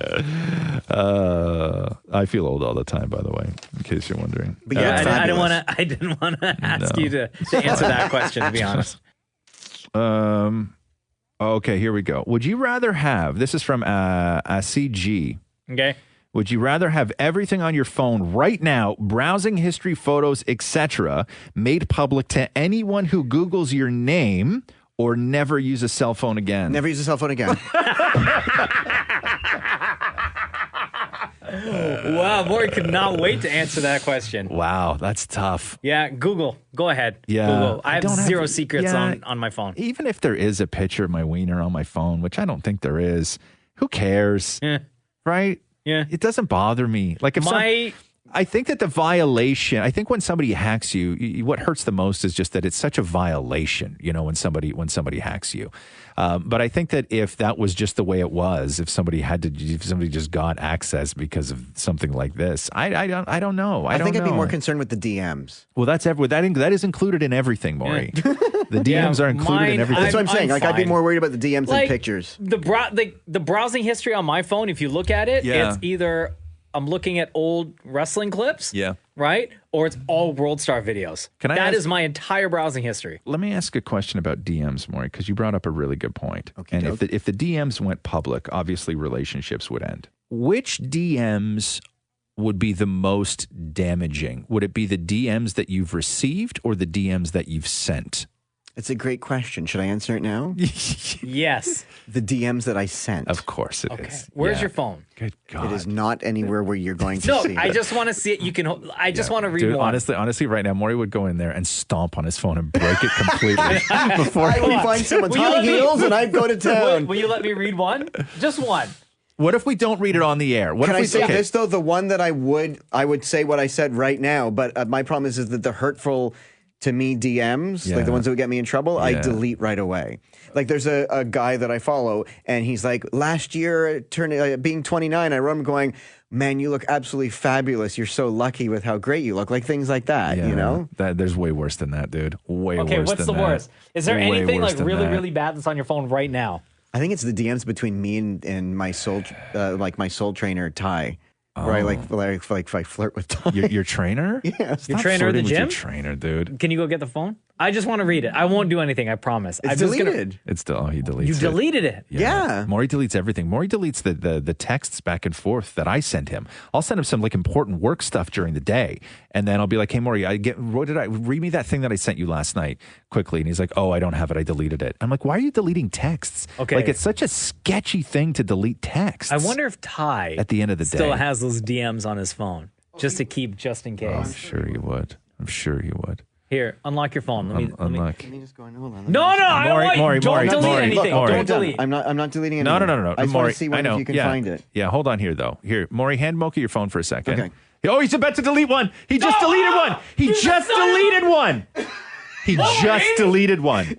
Why? It wasn't a bad one. I swear to God, it wasn't a Just bad deleted one. Why would you do that? It wasn't a bad one. It was one Mocha? that you would be very judgy about. Okay, Mocha, if I know one thing about social media, if I know one, do you say you have Maury's phone in your hand? I do. If I know one thing about social media, it's not Instagram where the notorious DMs live. It's Facebook. So go to his Facebook DMs. No, don't go to the Facebook DMs. Yeah, Why? go to the Facebook DMs. No, come on, man. I got to live the rest of my day.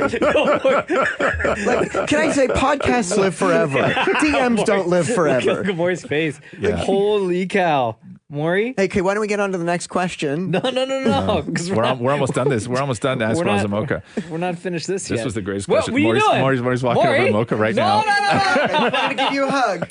No, go back over there. Hurry up. Go back over there. He won't read anything. He just wants to read everything. Do you know what I Yeah. mean by that? Okay, let's see. You got any action in there? Because I'm telling you, that's where Facebook is still the place for. Bro. Okay, hold on. Like, is this interesting to anyone? Of course it is.